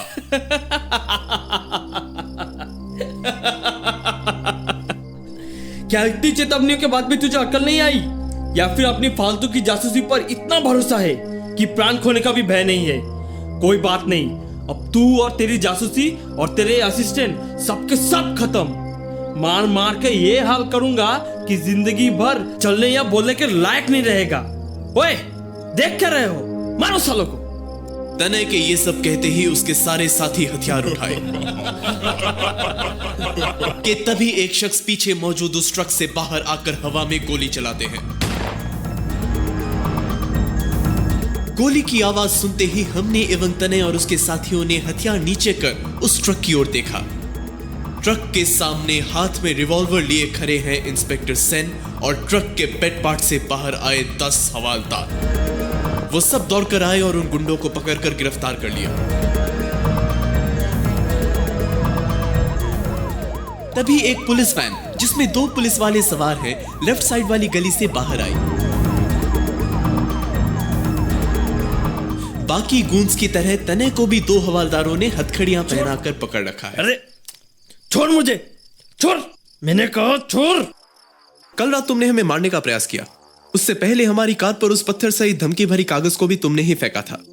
जिस इंसान के कहने पर तुम ये सब कर रहे थे, आज सुबह उनके साथ मेरी भेंट हुई थी और उस भेंट में हमारे बीच जिस प्रकार के तर्क हुए उन्हें अनुभव करने के बाद मैं 100% श्योर था कि आज भी वो तुम्हें मुझ पर अटैक करने जरूर भेजेगा। मैंने आज किसी को बताया नहीं कि मैं कहां जा रहा हूं। यदि बताता तो वो तुम्हें मेरे पीछे भेज देते मुझे मारने हेतु, पर उन्हें लगा कि यदि ये पुलिस स्टेशन या इन्वेस्टिगेशन रिलेटेड किसी जगह पर जाए तो इन्हें मारना मुश्किल हो जाएगा। इसीलिए मेरा अनुमान था कि वह तुम्हें रात में भेजेंगे इस सुनसान इलाके में मेरे लौटते वक्त मुझ पर हमला करने के लिए। और ऐसा अनुमान लगाते हुए मैंने आज दोपहर में ही इंस्पेक्टर सेन को फोन करके सारा प्लान समझा दिया था और एज एक्सपेक्टेड मेरा अनुमान सही निकला। तुम्हें ठीक यहीं पर मुझे मारने हेतु भेजा गया। मुझे ये बात भली भांति पता थी कि तुम्हें रंगे हाथों पकड़ने का इससे बढ़िया अवसर नहीं मिलेगा। इंस्पेक्टर सेन ने मेरी तरफ देखकर इशारे में मुझे शाबाशी दी। मुझे पता है तनय, अनिमेश मुखर्जी को भी तुमने ही मारा है, ठीक उस प्रकार जैसे तुम कल रात उस हथियार के साथ हमें मारने के लिए आए थे। तुम वहां चढ़े कैसे? क्या सबूत है आपके पास? सबूत? तुम्हें नहीं लगता कि अब जब तुम्हें यहाँ भेजने वाला पकड़ा जाएगा वो शख्स फंस जाने पर सारी बातें हमें बता देगा? तनय का चेहरा पसीने की बूंदों से भर आया है। उसकी आंखें बड़ी बड़ी हो गई हैं और वो काफी गुस्से से मेरी ओर घूर रहा है। लगभग 1 मिनट तक मुझे गुस्से से घूरने के बाद तनय ने कहा, मैं ग्राउंड फ्लोर वाले कमरे के पास जो छोटी सी अमरूद की पेड़ है उस पर चढ़कर विंडो सीट पर खड़ा हो जाता था। फर्स्ट फ्लोर की खिड़की के बाहर मैं आसानी से पहुंच पाता था। मेरे ही द्वारा बनाए उस पतले हथियार की मदद से मैंने अनिमेश बाबू का कत्ल कर दिया। Done inspector Sen. तभी इंस्पेक्टर सेन ने पॉकेट से अपना फोन निकाला और उस पर वॉइस रिकॉर्डिंग बंद किया। मैंने इनसे सुबह फोन पर कहा था कि तनय को पकड़ते वक्त आप अपने मोबाइल फोन पर रिकॉर्डर ऑन करके उसे पॉकेट में डाल दीजिएगा ताकि तनय जब सच बताए तो उसकी जुबानी हम उसके ही खिलाफ सबूत इकट्ठा करें। वीडियो रिकॉर्डिंग करने से मैंने इसलिए मना किया था क्योंकि मुझे डाउट थी कि कैमरा देखकर हो सकता है तनय सच ना बोले। फिर पुलिस वालों ने तनय और उनके साथियों को वैन में बिठाया। उसके बाद हम पुलिस सहित सीधे पहुंचे देवेंद्र जी के घर के बाहर।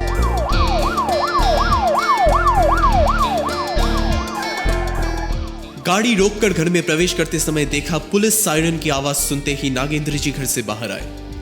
वह पुलिस सहित मुझे गंभीर शक्ल बनाकर आते देख समझ गए कि अंजाम तक हम पहुंच चुके हैं।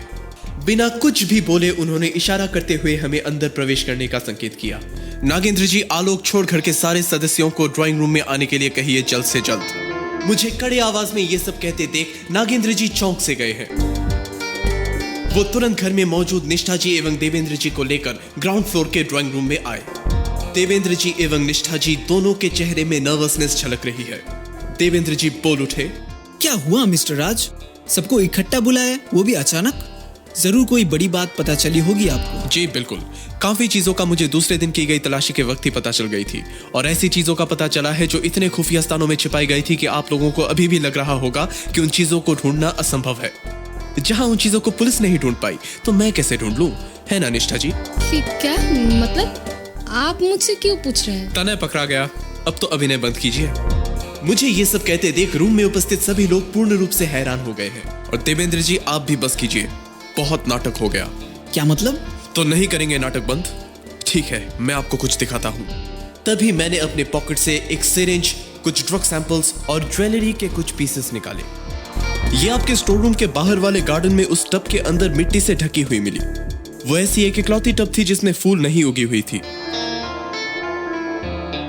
देवेंद्र जी, आप ड्रग्स तने से खरीदते थे, ये बात हमें खुद तने ने बताई है। बचपन से आप एक हाई क्लास लाइफस्टाइल जीते आए हैं। उसका गलत फायदा उठाते हुए आप एक युवा उम्र से ही जुआ, अल्कोहल, ड्रग्स एक्सेट्रा में पैसे उड़ाते आए हैं। इस वजह से एक सज्जन व्यक्ति यानी आपके पापा आपसे नाराज थे। शायद वो इतने कंसर्न थे अपनी इमेज को लेकर कि वो ये सब टॉलरेट नहीं कर पाते थे। इसीलिए वो अपनी प्रॉपर्टी एवं बिजनेस दोनों ही आपके नाम नहीं करना चाहते थे, और इसी वजह से आपकी पर्सनल फाइनेंशियल कंडीशन भी गिर गई। आपको एक जॉब मिली पर उसकी सैलरी आपके लिए इनफ नहीं थी, क्योंकि बचपन से ही एक रिच लाइफस्टाइल जीने के फलस्वरूप आपकी आदत हो गई कि आप महंगे महंगे नशे करें, ज्यादा पैसे लगाकर जुआ खेलें एवं पैसे खर्च करके ड्रग्स खरीदें, और इन सब पर खर्च करने की वजह से आप पर कर्जा भी बहुत ज्यादा हो गया। आपके पिताजी पैसे देने को तैयार नहीं थे और आत्मसम्मान की वजह से आप अपने भाई से भी पैसे नहीं मांगने वाले थे। तो बची निष्ठा जी। इसीलिए आपके मांगने पर चुप चुप कर निष्ठा जी आपको अपने कुछ कीमती गहने देती थी उन्हें बेचने हेतु। ये बात मुझे पता चली तब जब मैंने वो मूर्ति पहली बार देखा था। उस ताक के अंदर कोने में ये नेकलेस की हुक और इस तरह के कुछ गहनों के छोटे छोटे टुकड़े मुझे पड़े मिले, और वैसी ही एक नेकलेस निष्ठा जी के कमरे में भी मौजूद है। आपकी शादी नहीं हुई और एक अकेले आदमी के शेल्फ में गहनों के पीसेस का मिलना यही कहती है कि या तो वो गहने किसी को गिफ्ट करने के लिए लाए गए थे या फिर बेचने के लिए। गिफ्ट वाली बात आपके केस में लागू नहीं हो सकती क्योंकि इन्हें खरीदने लायक फाइनेंशियल स्थिति आपकी नहीं है, यानी बेचने वाली विकल्प ही सही बचती है। अनिमेश जी को इन गहनों का चक्कर पता चल जाता है और उस वजह से वो निष्ठा जी को काफी डांटते हैं एवं ताने भी मारने लगते हैं। देवेंद्र जी, दरअसल अनिमेश जी ने कभी आपको उस मूर्ति के बारे में बताया ही नहीं। किसी तरह निष्ठा जी को बेड के नीचे वाले उस ताक के बारे में पता चल जाती है और बाद में वो आकर आपको बताते हैं। आपके पिता अनिमेश जी से आप और आपकी भाभी दोनों नाराज होते हैं, और उस मूर्ति के बारे में पता चलने के बाद आप दोनों उसको हड़पने के पीछे लग जाते हैं, क्योंकि इसके आधे मूल्य से भी देवेंद्र जी के सारे कर्जे उतर जाएंगे। दोनों अनिमेश जी से नाराज हैं, एक प्रॉपर्टी ना मिलने की वजह से और दूसरा रोज रोज उनके ताने ना सहन कर पाने की वजह से। हाँ, बहुत बहुत ताने मारते थे, मेरी सहन शक्ति के बाहर जा रहे थे वो। उस मूर्ति को बेचकर उसमें से कुछ पैसे तने को देने का वादा कर आप दोनों ने अनिमेश जी का ये मर्डर प्लान रचा। देवेंद्र जी, जब आपने देखा कि निष्ठा जी भी अंत में आपको फंसाने के इरादे में थी, आप अपने आप को निर्दोष की तरह दर्शाने हेतु अब तक नाटक कर रहे थे। भले मर्डर आपके हाथ से न हुई हो, पर प्लान में आप भी शामिल है। आप तने को फंसाकर अपने आप को बचाने हेतु मेरे पास आए थे, ताकि यदि कोई फंसे तो भी आप दोनों में से किसी का नाम बाहर ना आए। वो एक घटिया आदमी थे, उन्होंने मुझे बहुत अपमानित किया। निष्ठा जी, जब आपको ये लगने लगा कि अंजाम तक मैं पहुंच रहा हूं, तब आपने पहले तने को हुक्म कर 3 बार मुझे रास्ते से हटाने का प्रयास किया और फिर देवेंद्र जी को अंत में अकेले फंसाने का भी प्रयास किया। देवेंद्र जी का चेहरा लज्जा से झुक गया है, निष्ठा जी भी खामोश हो गई है। तभी मैंने अपनी पॉकेट से कुछ कागज निकाले। निष्ठा जी, यही है ना वो कागज जिस पर आपने मेरे लिए धमकियां लिखी थी? इस धमकी के बाद जब मैं नहीं रुका तब आपने तने को हुक्म किया कि वो मुझे रास्ते से हटा दे। ये धमकियां पेंसिल से लिखी गई है और इस घर में केवल आलोक को पढ़ाते वक्त ही पेंसिल का इस्तेमाल किया जाता है, और वो आप करती हैं। मैंने जांच पड़ताल करते वक्त आलोक के कुछ नोटबुक्स देखे जिसमें आपके द्वारा किए गए कुछ करेक्शंस पर मेरी नजर पड़ी। उन करेक्शंस में हिंदी भाषा के अक्षर ठीक उसी अंदाज में लिखे हुए हैं जिस अंदाज में यह धमकी लिखी गई थी। उन पत्रों को देखते ही निष्ठा जी के चेहरे से पसीने आने लगे। वो गुस्से भरे एक्सप्रेशन से पहले कुछ सेकंड्स तक मेरी ओर घूरने लगी और फिर नीचे फ्लोर की ओर देखने लगी। तभी नागेंद्र जी ने मुझसे कहा, ये सब आप क्या कह रहे हैं मिस्टर राज? ये पत्र कमरे में खुफिया, ये सब क्या हो रहा है? नागेंद्र जी, आपके घर में ही आपके नाक के नीचे इस तरह की मर्डर प्लानिंग इस घर में चल रही थी। What? इंस्पेक्टर सेन, इन दोनों को गिरफ्तार कर लीजिए। Yes sure, thank you mister Raj, आपकी वजह से एक जटिल मामले का समाधान हो गया। फिर इंस्पेक्टर सेन ने देवेंद्र जी एवं निष्ठा जी दोनों को गिरफ्तार कर अपनी वैन में बिठाकर ले गए। पता नहीं ये सब होना मेरे भाग्य में क्यों लिखा था। अब मेरा बेटा आलोक अपनी माँ के बगैर कैसे? देखिए, आप अपने आप को संभालिए प्लीज। अब आलोक का ध्यान रखिएगा। I pray you get a happy life ahead.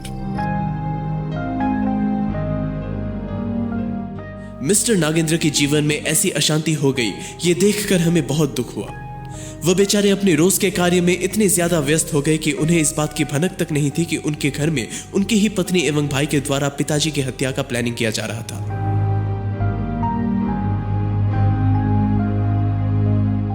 हम अपनी जिंदगी के कामकाज में कुछ इस तरह व्यस्त हो जाते हैं कि पूरे दिन में हो रही छोटी मोटी अनबनों को लगभग पूर्ण रूप से नजरअंदाज कर देते हैं। हल्की सी भी भनक नहीं होती कि उसके फलस्वरूप कोई भयानक विपदा धीमे धीमे हम पर टूट रही हो। मैंने अंत में वो मूर्ति नागेंद्र जी को सौंपी और मैं और नरेश बाबू वहां से निकल गए।